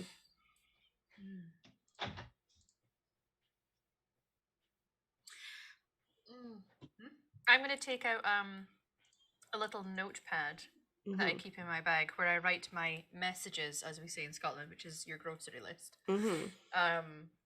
And I'm going to write down, I'll put the little paper mache thing down, but like facing the family and so it's not facing us. And write out, we should find out where this feeds to. It might have been watching the conversations and then just show it to people. And it's around this time that Magdalena comes back in and she's like, oh yes, my wee grandson made that for his great aunt. He couldn't make it today. He had an event, what is it? He was also caroling, but doing other things. Adorable. It reminds me of some of my boys when they were wee. I'm sure it does. Was that look, and I'm just gonna flip out and I'm gonna like start showing her pictures of my grandsons. I see. That's very talented.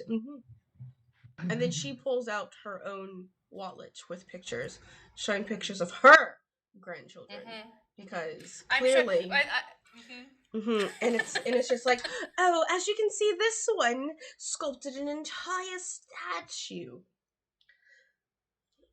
out of wood. I do love looking at photos. You know what? I think this means that we need some tea. I'll just go in the kitchen and I will I'll rustle us up something nice, you know? Caroline's like, oh, well, 1 second. It's a crime scene after all. I will come with you. Did you have any messages on how long the authorities will be here, by the way, Ethel, as she leads you into the kitchen? Yeah, Ethel has sped off immediately, trying to lose. Basically, I want to try and get a moment to meddle. In fact, I will probably go in the opposite direction of the kitchen. Because I it's asked so her. easy to get how was lost she? around How here. was she so fast?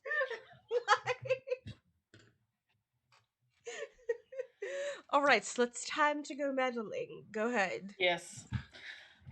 So I'm just gonna roll as normal. Is it like a reason maybe? You can use the meddling move. Ooh, okay. Yeah, so when you search for a clue, conduct research, or otherwise gather information, describe how you're doing so, and roll with the appropriate ability. So whichever, so a reason could work as meddling. Yeah. Got it. Yeah. Yeah. So yeah, definitely. I'm just gonna go in and I am gonna look for anything out of place or just anything. See if it catches my eyes. Ooh, 6. Yeah. No. Nothing catches No. your eyes. No. Not Damn it. it looks like you're just going in. Which direction are you going in? You're not going in the direction of the kitchen. Yeah. I've just gone in an opposite direction in an attempt. You just end up back in the dog room. And like that dog is still alive, but is like kind of just standing and just like rocking back and forth. Ooh. But Can I use my I can use my my kitty, because my maven move is Gordon Shumway, which means I can have my cat assist me with things. Okay. Which means I get an advantage on the roll. So Okay. we leave the room and we go in, I follow Tibble's, Yes. Okay. nose. You follow your precocious So- puss and add them to your cozy little place. And then go ahead and since it's advantage, you get to roll again and you get to take the higher one. Yeah. Which is better, so that's an 8. Okay, so an 8 with the meddling move. On a 7 to 9, there's a complication either with the clue itself or the complication you encounter while searching. The keeper will tell you what the complication is. Okay, so you sort of wander off thinking that you're saying, I'm going to the kitchen, and you go in the wrong direction. You kind of run into the dog room again. You're like, oh, that's not where I am going. And then you follow your cat, which oddly enough, your cat is leading you to the kitchen. And that's when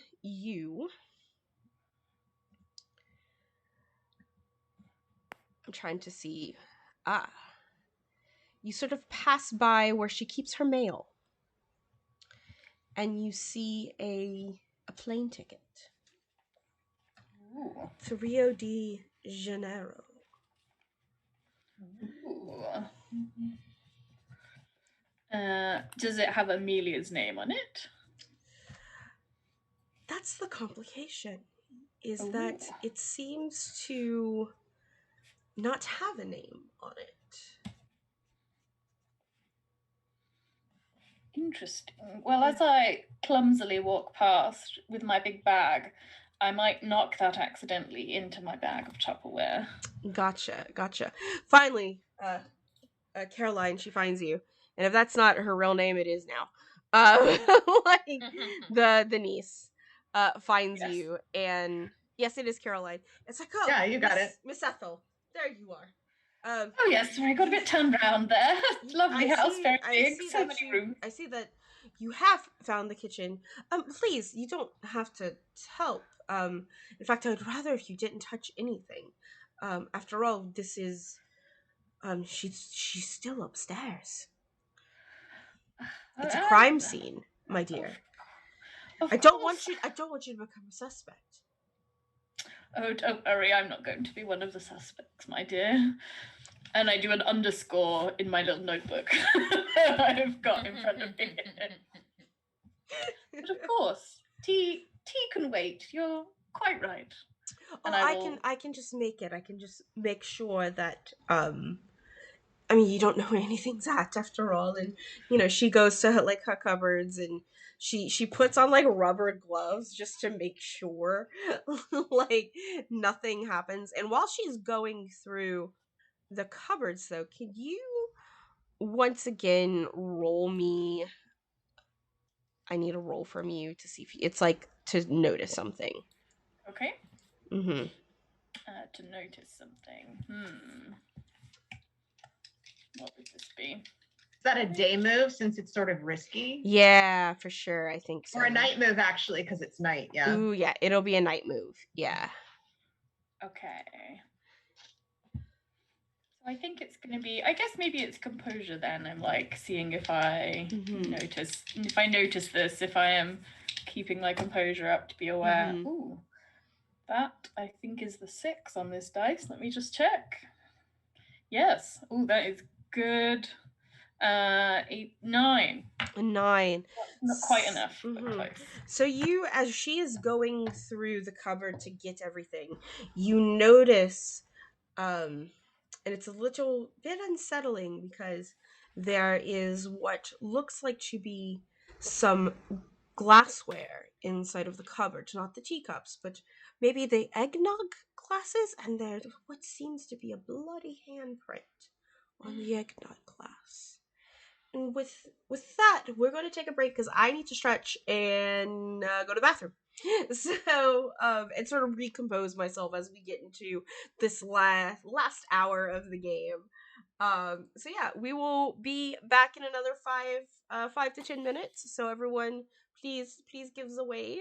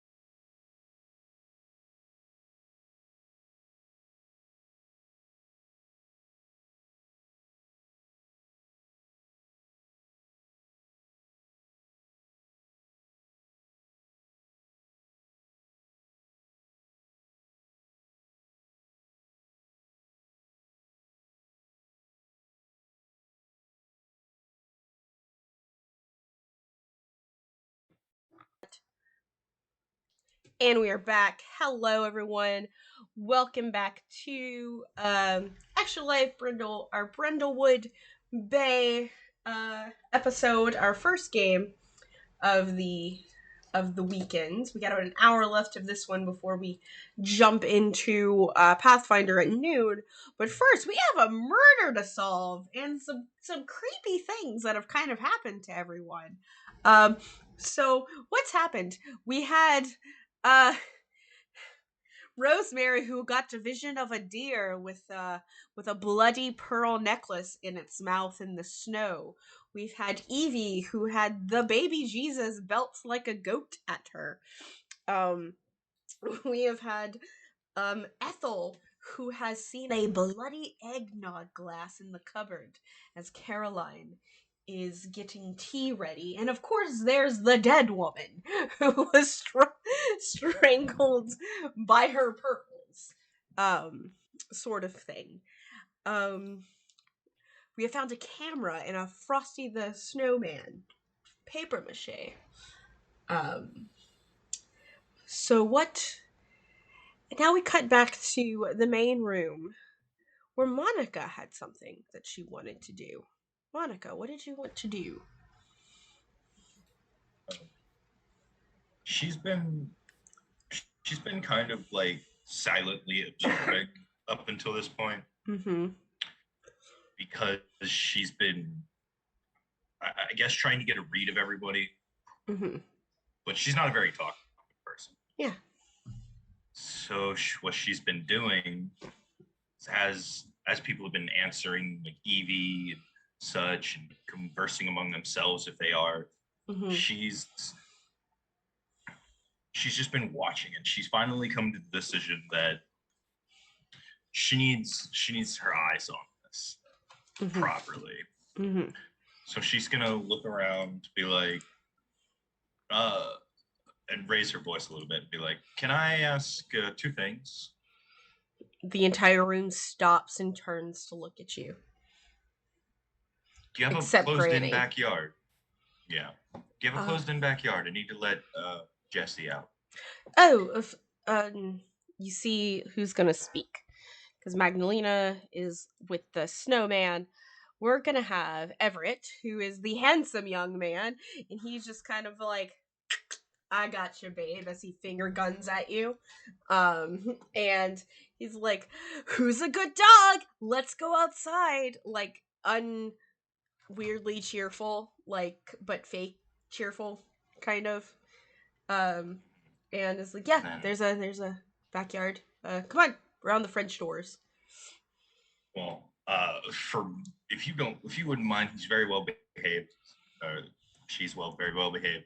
Her name is Jessie. I need to use the bathroom as well. Oh, of course. Well, stay in the downstairs bathroom because it kind of smells like someone died upstairs. Wait. Someone did.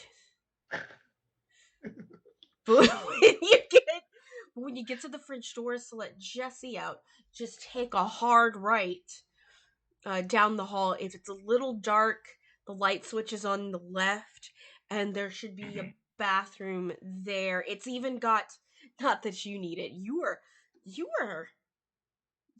quite buff. How? Those are nice arms. So you're not gonna need the rail to lift yourself up and from the toilet, but it's back there if you need it. Mm-hmm. That's Granny's bathroom, but that's the one downstairs. Okay.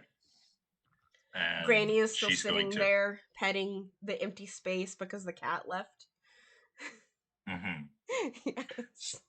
So,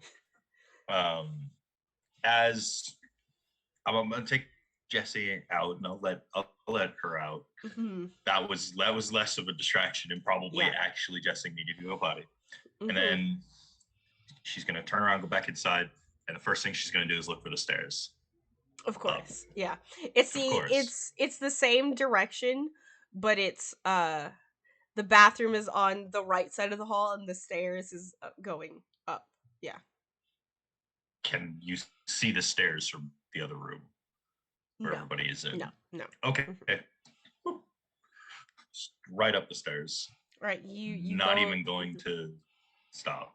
Yeah, you Think go about up the it. stairs, and you get to the second floor of the house, which is mostly just bedrooms. This house has Mhm. several bedrooms.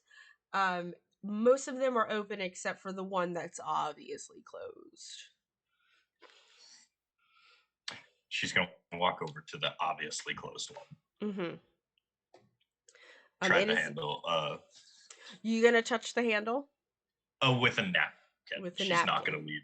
Yeah. Gotcha. You got a little handkerchief She's from your intelligent bag enough. Yeah. and like to open it.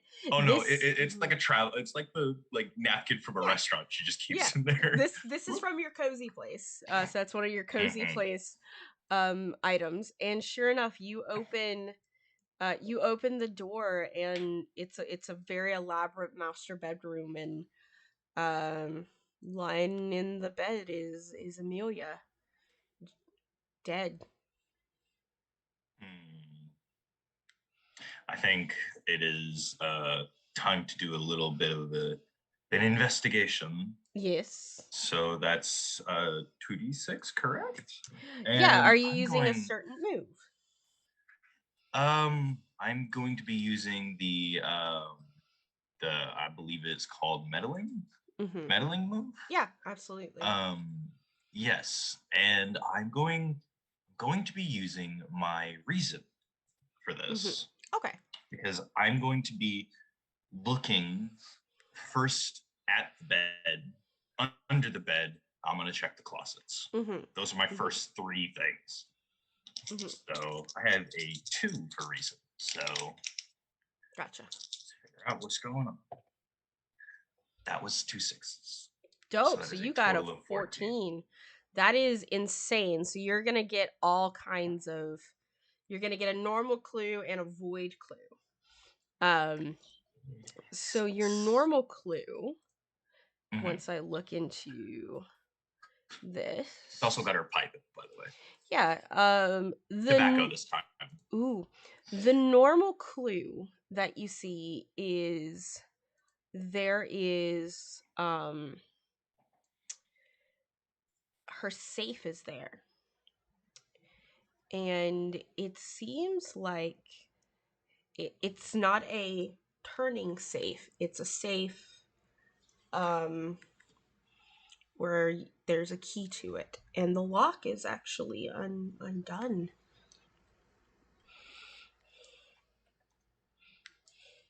Okay.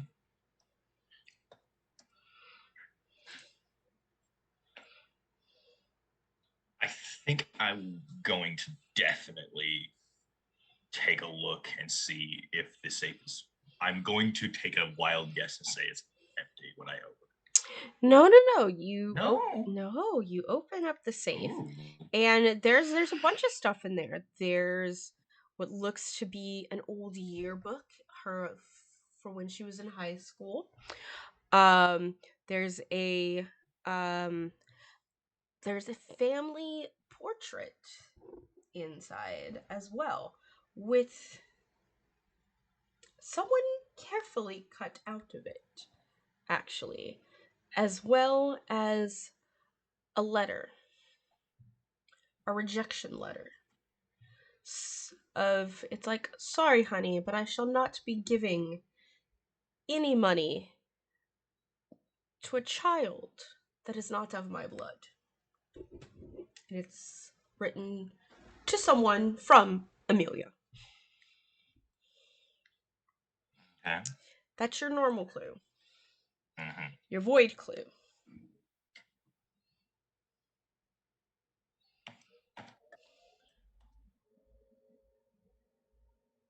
Okay. As you're going through this safe,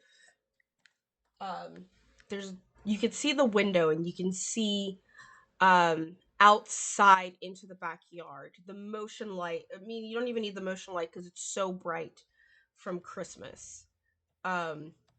You stop, and you notice at the corner of your eye, you see Jessie down there, and she's stopped and super stiff, and like looking, you know how like when a pit bull sees something and it's Yeah, you know the look I'm talking about. And she is staring directly into the woods.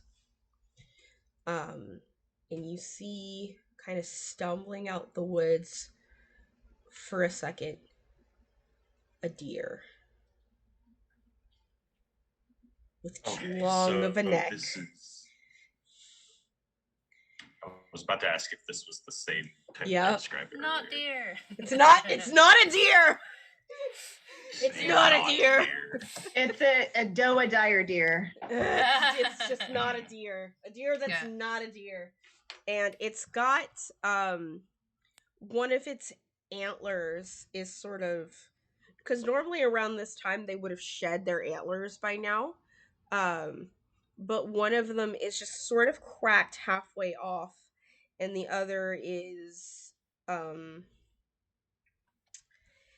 sort of growing out the side of its cheek. And it kind of looks over at Jesse, and its bones start to creak, and it starts to sort of change its shape just a little bit, like its neck gets a little longer, and it stands up on its hind legs, and you see suddenly it has hands. And that's when your dog is like, fuck no. Yeah, understandable. It's that There's one only gift some. that takes the hooves off and it's gone. Yeah, exactly. Oh my Yeah, god. sorry, I'm gonna mute myself Okay. again. It's bonfire night tonight, so there's a lot of fireworks going on. Gotcha. Like, it's like, Um, no. Like, that's when your dog, like, books it back straight to the back door, and everyone hears the dog barking to come back inside. I'm going to carefully rush back down the stairs, grabbing the letter and the picture and putting them in a pocket in the backpack before I leave. Gotcha. Cool. And I'm going to hopefully intercept anybody so it looks like I'm coming from the bathroom. If I can rush. Not quite. In fact, Everett is going to be the first one at the doors to the back door, because all of y'all hear like this dog crying to come back in and very desperate sounding. Even Ethel from the kitchen, you can hear it as y'all are prepping the tea to bring out to everyone. And luckily Everett gets there, and Jessie, she just darts into the room. And just hides underneath the one of the chairs, shaking. Does Everett notice me coming from the stairs, or is he too focused on the Jesse? He's like, oh Okay. man, Pupper, what's up? Oh no, he's like in his 30s. And if people are distracted by that commotion, I have something I would like to be doing. If there's more to do with that scene, that's fine. But I'll no, absolutely, go ahead. I have a in the meantime thing too, but I don't want to slow everything down. Cool. So. All right, we'll do Rosemary first, and then we'll do Evie. Okay. I want to go over to the dog shrine. And while people are distracted, I am going to be like, oh, that's lovely, like pick up a couple things and look at it. And I want to just open the 3 urns just to see what's inside. I'm going to go and snoop around over there. Make a roll. Yeah. I guess this is a meddling move, right? I am quite literally meddling with things. Is this a reason thing? I suppose it's a reason thing. Yeah, I guess reason sounds good. Okay. Ooh. That's a 10. All right, so a 10 actually gives you both a normal clue and a void clue. I'll give you your normal clue first, and then your void clue, because it's about to get spoopy. Yes. You reach into the urns, and they're void of ashes.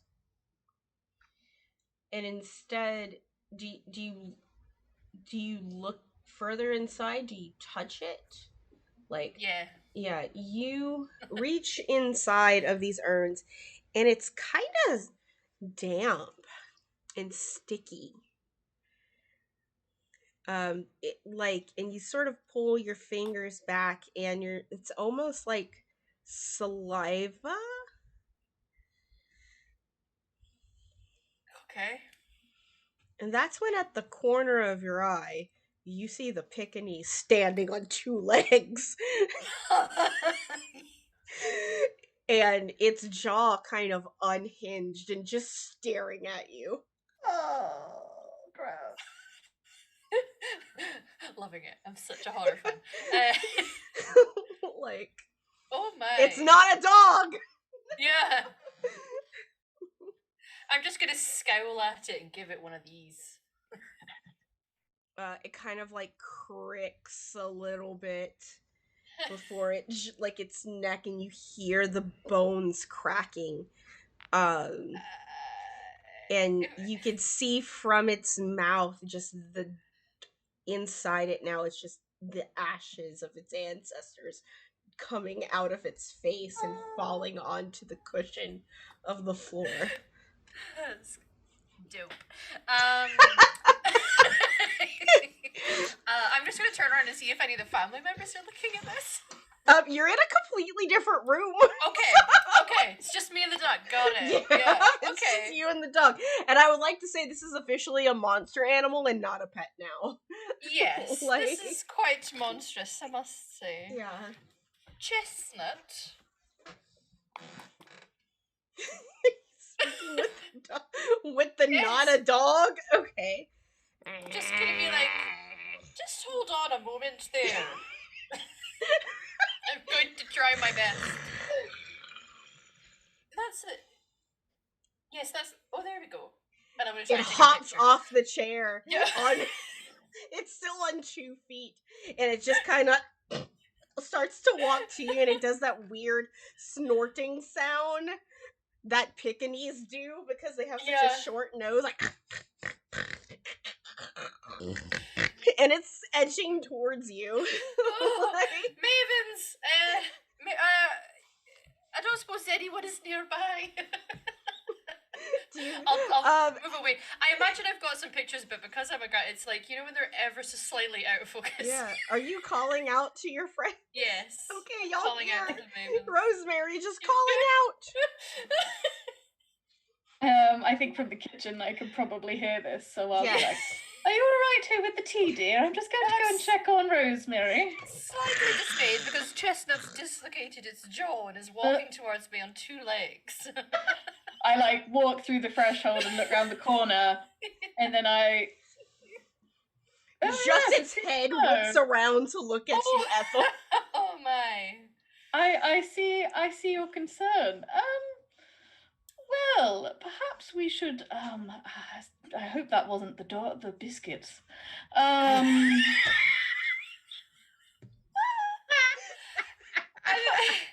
Were there raisins in it? Because I hear that raisins are bad for dogs. I'm I'm gonna be on myself. Well, perhaps if we ought to perhaps close it in here. Maybe it shouldn't get into the rest of the house. Yes, it needs to Yes. be quarantined. Monstrous Mhm. little thing. I'll go away Yes. and I'll close the door. I'll just... Like, as you close the door, you hear it just like thunk against the door, going. Oh my. Oh. Oh, let You me know, just it's- hang on a moment. I've got my. I can't figure out how to get this back down again. And I'll you get know- my walking stick through the handles of the door. Yes. So. The most monstrous things about these little Pekingese is the sad way they've bred their noses. They can't breathe. I know, it's just absolute tragedy, isn't it? I'm sorry, I have to pee again before I do it on myself, but I'm not gonna do a back. I'll be right back. I'm just gonna let y'all continue.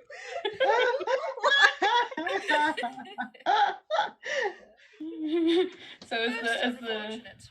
yes, and I've got that. I've got the. It's through there now. I don't think it will get out. I think we'll be Yeah. okay there. They're Well, built to be that's quite just- sturdy, those sticks. So.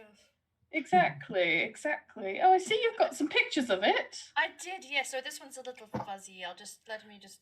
Just- this what's one- that there? one's Is better. that- Yes, this Oh, one is that there. your You can see finger? Yes. Oh, I see. Yes, over the This lens. this one you can see the ash falling out of its mouth there. I think it ate the ashes of its predecessors. Oh, that's somewhat more disturbing. I ought to write a note. Yes. I'll write a Oh, note. in addition, in fact, actually, I have found a few distressing things myself. Less distressing. There's a plane ticket I found here, and there does seem to be a bloody handprint in the kitchen. So there does seem to be more. Do we think that this dog change has anything to do with the murder? It seems a little bit. It could be what caused it, of course. Maybe it wasn't a family member. It was the dog all along. But I'm not quite Okay, sure. I had to do that. Sorry. It's alright. I Take that as a mark of honor. Yes. Sorry. That sounds like I think book 67 of Detective Gemma. That's it's the dog in that one. It is the dog in that one. You're quite right. Yes. Could be that. Perhaps we should find the others and see if they found anything. I quite agree. We need to have a little conflab. A little Maven's huddle. Yes. And By now, I've probably made it down the stairs. But Oh, I yeah, think you've Evie made should it. do first. Evie, Yeah, Evie you was have. doing something. Evie, what was what? Evie? Yeah, what was Evie gonna do? So I'm gonna approach one of the young people. So I'm gonna pick Mhm. Avery, and Okay. my Maven move is Remington Steele. So I can pass myself off as someone I'm not by having like a identification or disguise that would help with my ruse. So I'm gonna pull Avery aside and I'm gonna say, I'm not supposed to tell anybody else because I'm undercover, but I actually am a detective. And I pull out of my bag an old prop ID from a time that I was in like a murder mystery play and just flash it really quick. So it like looks like a police badge. And what I need to do, perhaps with your help, is stop the camera, find a playback. In fact, I would have tried to stop the camera before I saw I was on. There's a moment where he's like, "Wait, what camera?" Oh, here, look, we found this. So there must be a security system. So let's do a playback. Can you help me find if there's a broader system, if there's a way to do a playback and find out what's been recorded on the camera? Yeah, of course. Like Avery looks super confused. It's like, but shouldn't we wait? Wait, you are a detective. I'm a detective. You are a yes, detective. It's my job. We sort of do it so that we catch people off their feet, so we have. And you're trusting me with this information. You seem like a trustworthy young man. Oh, thank you. I try. I really do try. But a security system, I mean, well, and he sort of like pulls over the snowman and just breaks the paper mache off. And it's like, I think it's USB. We'll have to find a computer to put this in. Oh, no, it's not me. You said USB. No, it's not me. It's no, ma'am. It's a USB port. It doesn't go to a security system. Are you sure? Oh, yes, I'm yes, of course I am. Let's find a computer then. Yes. Okay. I have my laptop outside. Wonderful. Let's go do that. Okay. Let's. If you don't mind, we're going to go far around the nativity scene, though. We're going to just go in a different direction. Oh, but it's parked next to the nativity scene. Okay, we're going to do that, and I'm going to make sure he's between You me. really don't like Jesus, do you? Oh, it's not that. I'm just trying to respect, give a holy distance between myself and this. It's just since I'm not a king. Yeah. All right. Let's get to your car, and I would just really let's play back this video.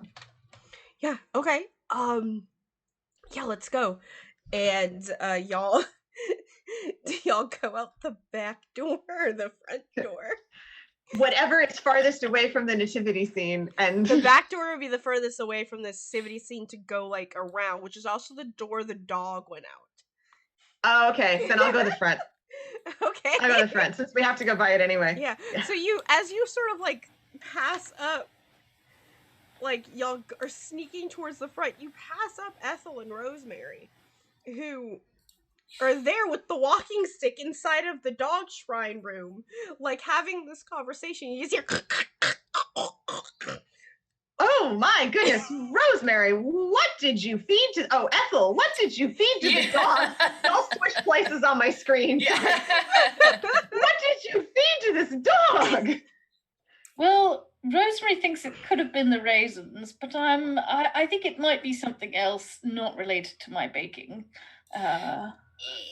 Yes, oh it's no, it's dying. Is that what happens when those breeds die? Evie, if you just take a little look, and I'm gonna show you the clearest picture I managed to get. Oh, It's, okay. It's Well, goodness. yes, two legs, and then its jaw unhinged, and it started vomiting out the ashes of its Oh. predecessors. I'll just be out. I'm just gonna go get my laptop, Avery says, and I just want to. Are you going to bring it back in? Yeah. I Okay, promise. all right, Yeah. good. You go past the nativity scene, get your laptop, and bring it back in. Yes, Good absolutely. idea. And he like leaves you, and at this time, Monica, if you want to join in on the rest of the Mavens, because at this point, like you have Jesse, who is just like, fuck whatever what was outside, and then it's like walking by, like trying to go to the front door, like it wants to go home, and then she just stops as she hears like the crazy shit going on with the Pekingese, and it's just, like she's just like, Mom, what's going on? Oh, excellent! Everybody is here for a Maven huddle. Yes.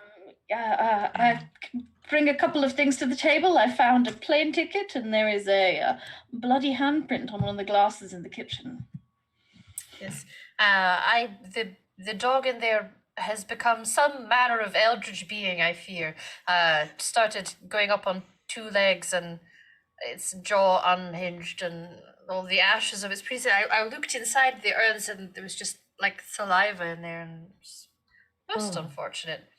And now it's trying to scramble out of that room. So I took it upon myself to take a little jaunt upstairs. And while upstairs, I found that Miss Amelia's safe was open. Key was nowhere to be found, I'm assuming. No, you didn't find a key. So, no. And then I will pull out the picture and the letter, show them. And then I fear we have a bit of a eldritch problem on our hands, which I will explain after y'all take a look at that. Handing them the picture and letter. Is it apparent from who all is in the picture who might be missing? I think there is a move for this, right? Let's see. I think I know which one you're talking about. Cult move, cozy move, theorize. Conducting research. Theorizing, right? We are having an theorizing. We are open freewheeling discussion. Yeah. We are. Yep. I've been keeping track of how many clues we've discovered. Okay. Yes. Yeah. Go ahead and theorize. Okay. Who would like to take the role? Well, I'm busying myself with extra refreshments whilst we theorize. So I I feel like this is Monica looking at the picture that she found, right? Yeah. Yeah. So how many clues have y'all found? I heard 5. 5. I found 2. Yeah. So Well, one was like 2 together. I've been counting all of ours. Yeah. Okay. I believe the void clues don't count. The void Yeah. So clues we don't have count. 5. We have 5 that are not void. Yeah. Okay.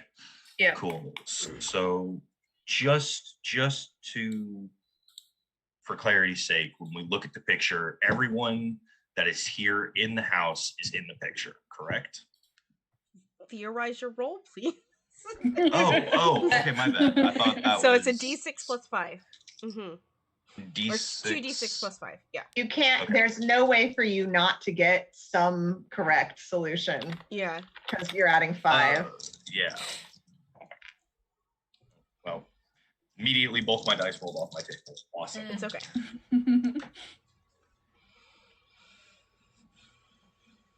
What? I'm retiring these dice. What did you get? It's fine. That's a 6 and a 5. Okay, so that's an I think that's 11 bad. plus 5. Yes. So it's a good. 10. It's 16? a 12 plus. Mhm.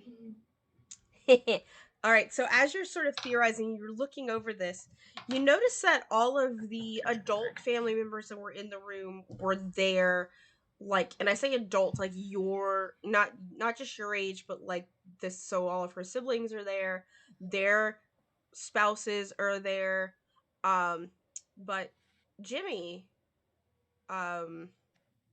who's been married 3 times, whose ex-wife is in the house, but not in the picture. And that is when a person involved in the dark conspiracy of this reveals themselves to the Mavens. And that's when you hear the... How am I going to phrase this? That's when you hear the dog stop.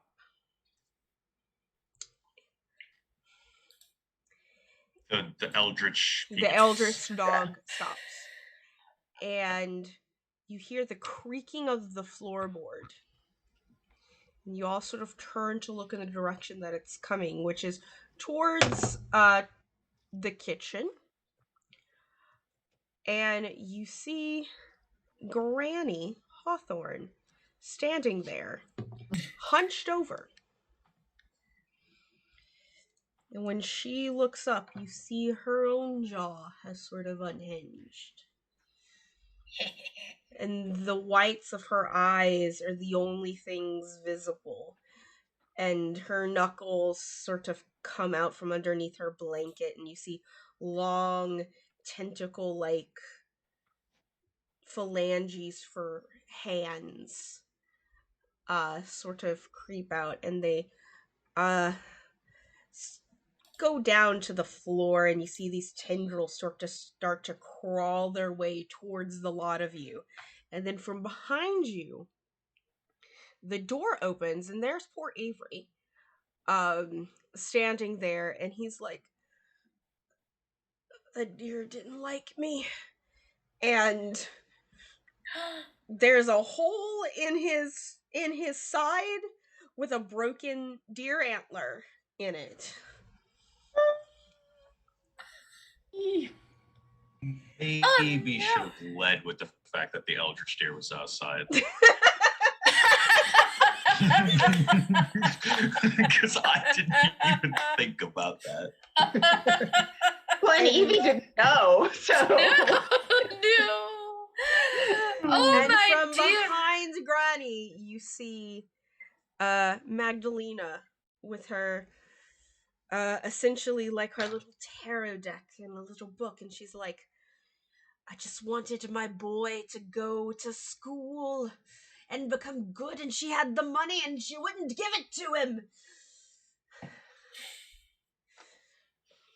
But what did the Pekingese do? Well, I think Everything that was not of its mind came into possession. Or puppy. I say we get her. Yes. All right, Great. so what do y'all do? Like, you have essentially a witch, and poor Avery just kind of slumped holding his gut, and you can even see, like, the deer in the distance, glowing red eyes, standing on both of its hind legs, with hands. His little hands.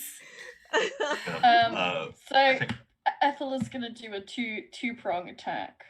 She's All right. gonna say, Tibbles, if you wouldn't mind, and I'm gonna point at Magdalena, and just as a flurry of fluff, Tibbles is gonna go for Magdalena.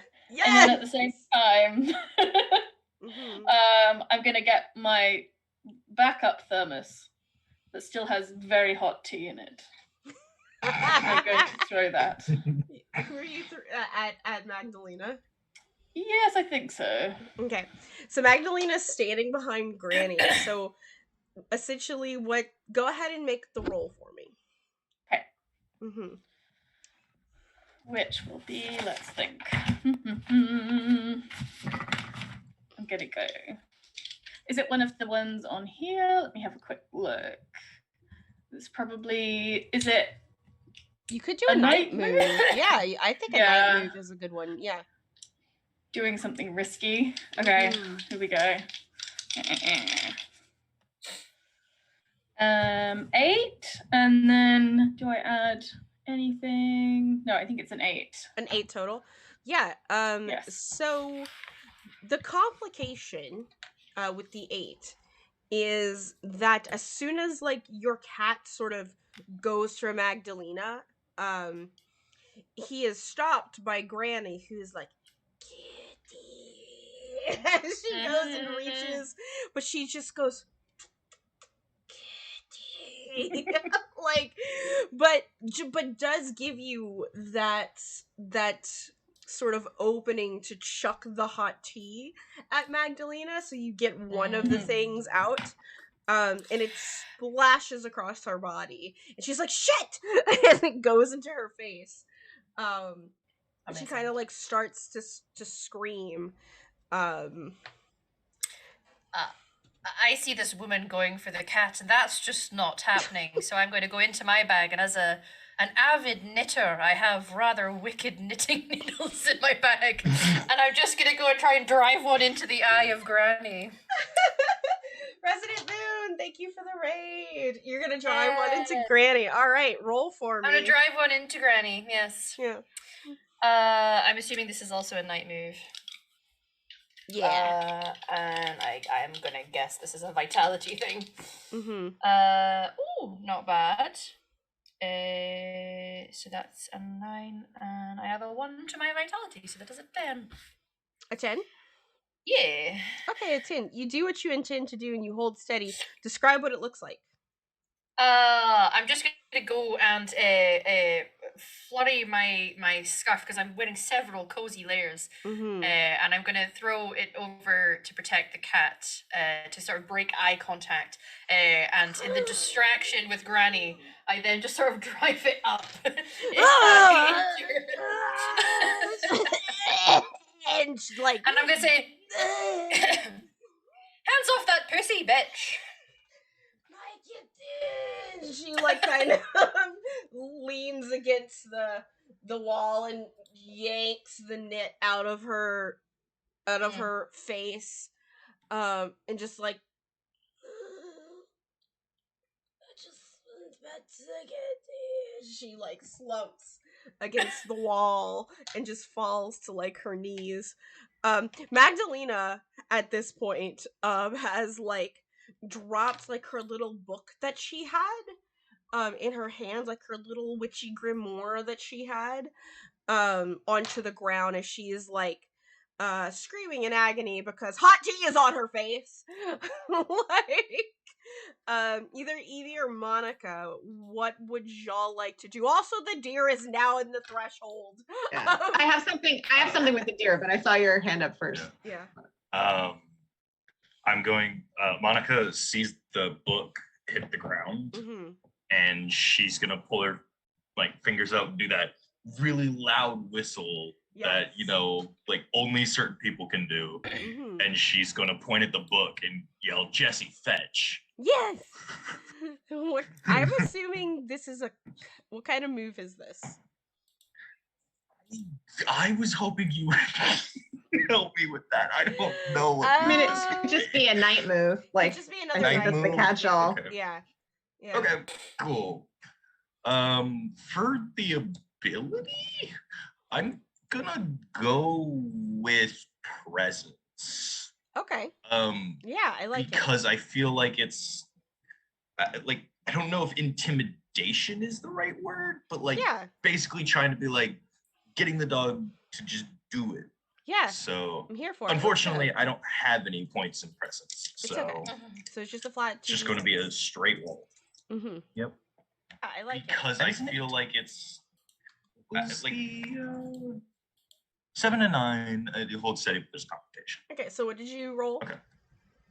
8. An 8, perfect. 2 firsts. So yeah, you're able to like you whistle, and Jessie. It takes a moment for Jessie because there's a lot. She's just like over sensitive in this moment. There's eldritch horror everywhere, but she sort of catches too, and she just takes off running and grabs the book in her face. Magdalena reaches forward and grabs the dog's tail as she runs away and yelps, and as she yelps the book kind of like flies into the air, and like as she whips around to get her tail back from this lady, and rah rah rah rah, and the book flies in front of this deer that has crossed the threshold, that is going to reach down and try to grab it with its hands. Yes, This Evie. is where I come in. Okay, so because my cozy activity is interior decorating, I've of course noted all of the objects in this area in this house, and I don't know how big the urns are or whether there's something else like this, but I'm looking for a large vase. Okay. And okay, I'm going to take the large vase, and I'm going to put it over the deer's head so that the deer can't see anything. Okay.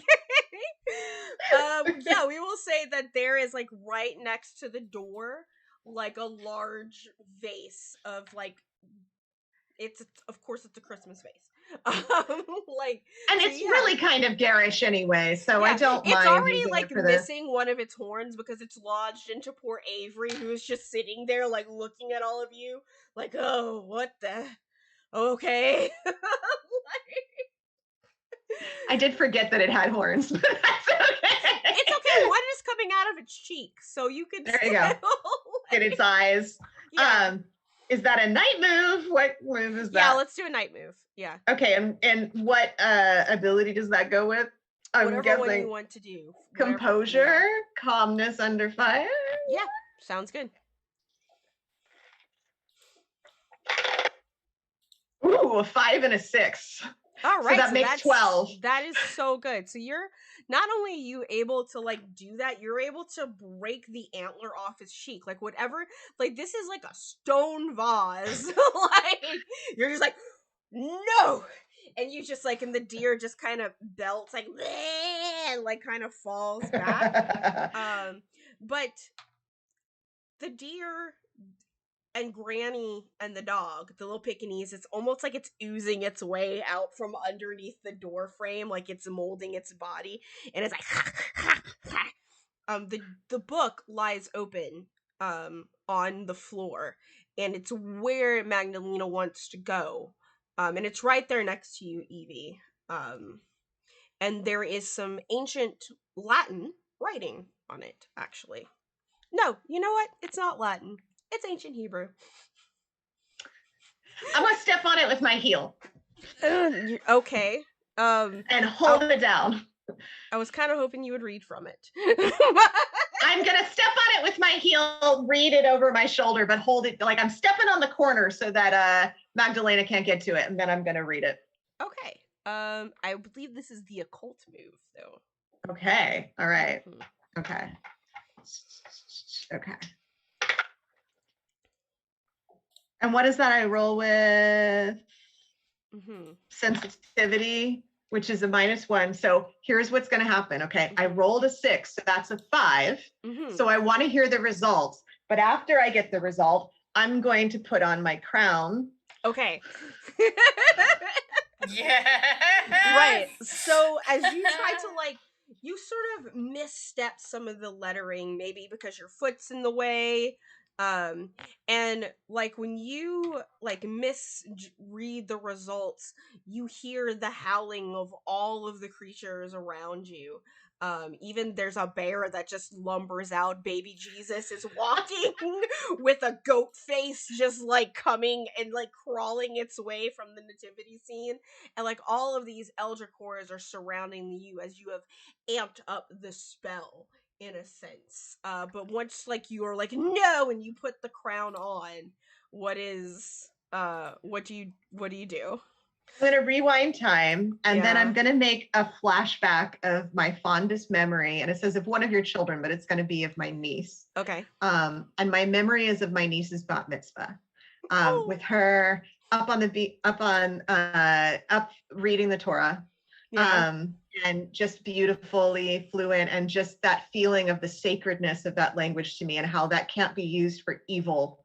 And I'm gonna read it, and I'm gonna read it out with that that faith and that reverence, Yes. to try to stop the eldritch horrors around me. And as you do that, everything just seems to like a flurry of fire, cleansing fire, sort of appears over the heads of these creatures. And Granny sort of slumps and just becomes a little old woman again, though it seems that she might have passed. The dog, after it finishes oozing through the the uh the door, just sort of sitting there looking very confused again because it's blind and deaf, and just the deer shakes off the vase and it's just a deer again. The baby Jesus is just flops into Avery's arms and he's holding it like, okay. Like, Does it still have its sweater though? yes. Important. And this is when the you just hear Magdalena sobbing about the greed of that old mean woman as you see the sirens sort of pull up as the police have arrived. And the final scene that I sort of want you all to have together is maybe it's the next day. Maybe it's Christmas morning and you're all gathered again around, maybe this time you're at Evie's house. Just enjoying each other's company. As you recall this story in this tale, what is your closing scene with one another? Just enjoying each other.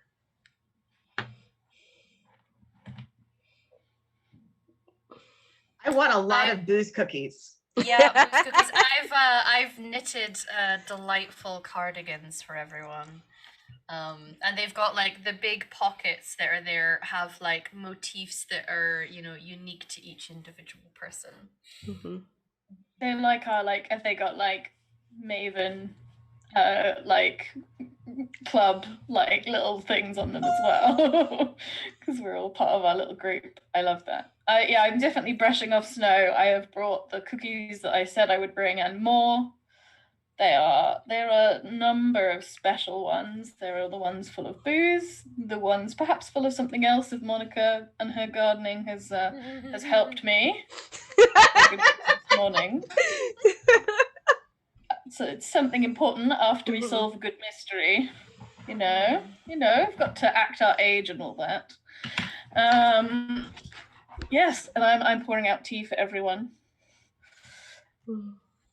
As before. On the TV, there's like the news about the Hawthorne murder family and Magdalene Hawthorne's arrest and the murder of her ex-aunt and so forth. So I have a very important question for Monica. Did you adopt Chestnut the Fourth? See, she would have. She probably put it up for a day, but no. So he's not with you, is what you're saying. If it's the day like after or something, then probably yes. All right, Chestnut the Fourth is now with y'all in this room. I had to ask. Anyway, continue with your end scenes. I think Monica has brought everybody a like salad that she had prepared from ingredients around her home. She eats healthy, so it's like salads, a lot of salads. So she brings a salad for everybody, and other salad is in her pipe, and she is probably just sitting there. I didn't bother to roll but there's like 5 dogs plus Oh, yeah. Chestnut. All of the dogs have come. Like, Yeah. There's like 5 dogs inside, the rest of them are outside. Mm. And it's just relaxing. I think I might chuckle a little in the news story because I imagine that poor boy's life was saved because of the very sensible use of some wet wipes.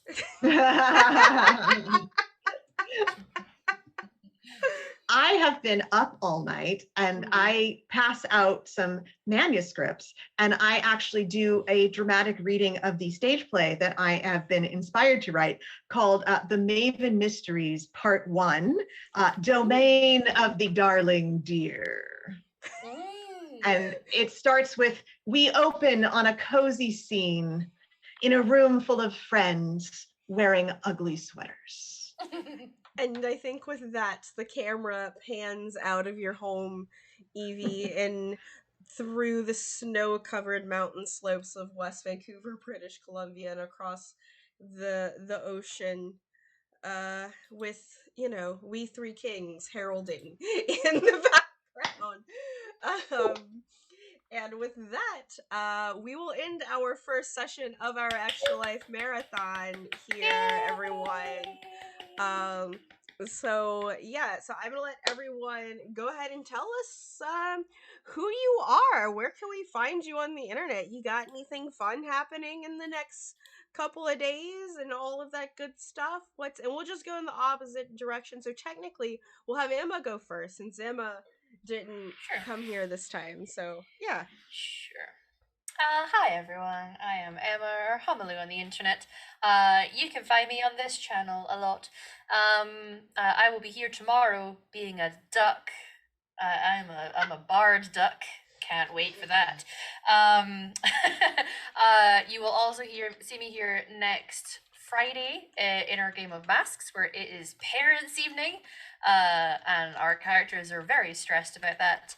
And on Saturdays, you will see me here GMing for our Dragon Age game, where the group are preparing for going into the Deep Roads. Nothing bad ever happens there. No. And that's me. Awesome. Cool. Mm-hmm. And Jen, what about you, friend? All right. This was so fun. I just love this so much. And I'm so excited to be part of this fundraiser. And let me just make a really quick personal appeal, y'all. Anybody watching, like, I have just had to spend a year navigating the healthcare system as an adult.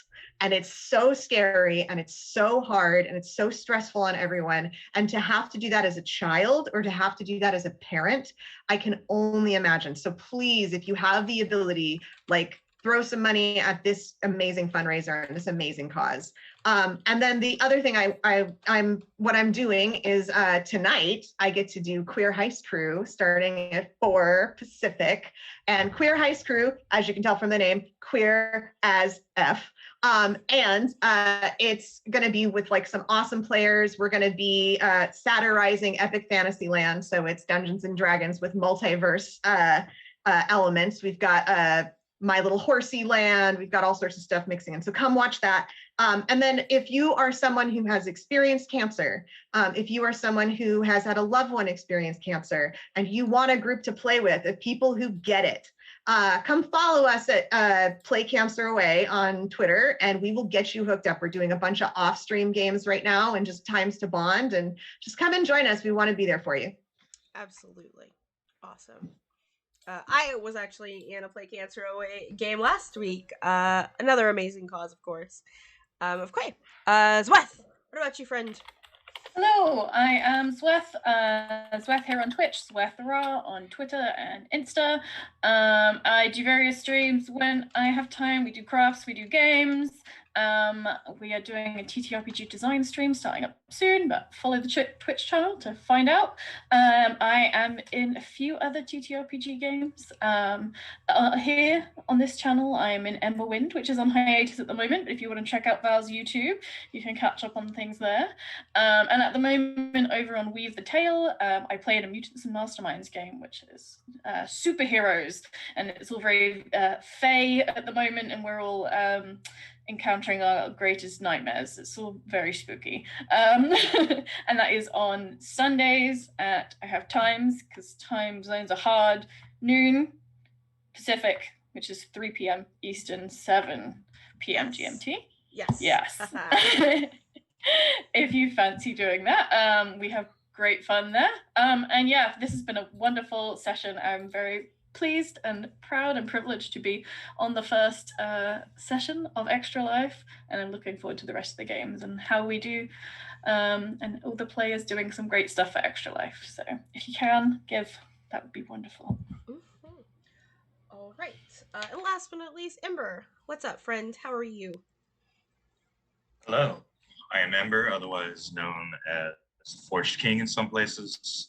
I don't really stream that much, but I am in one of Val's games on our channel, Revenge of the Gith, which is on hiatus.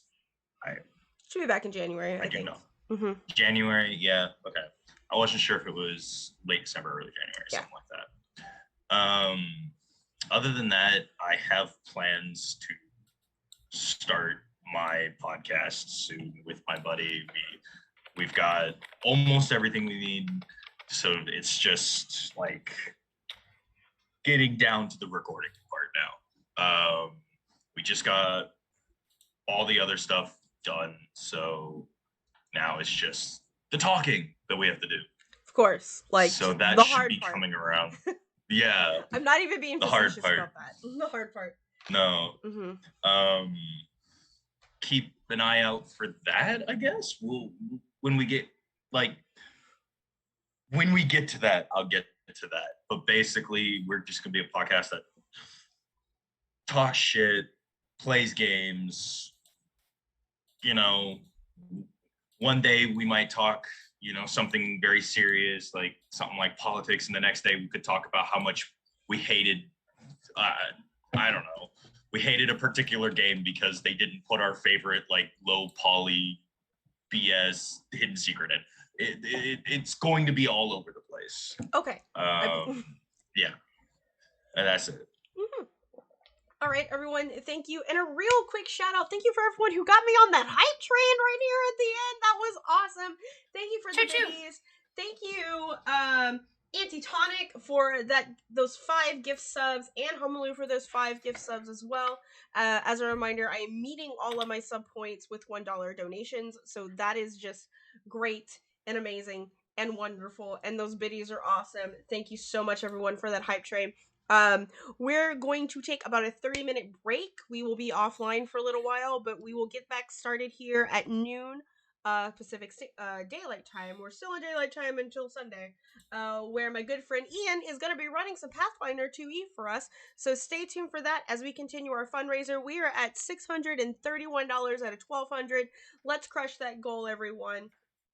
We will see you back here in 30 minutes. So everyone wave. See ya. You're awesome.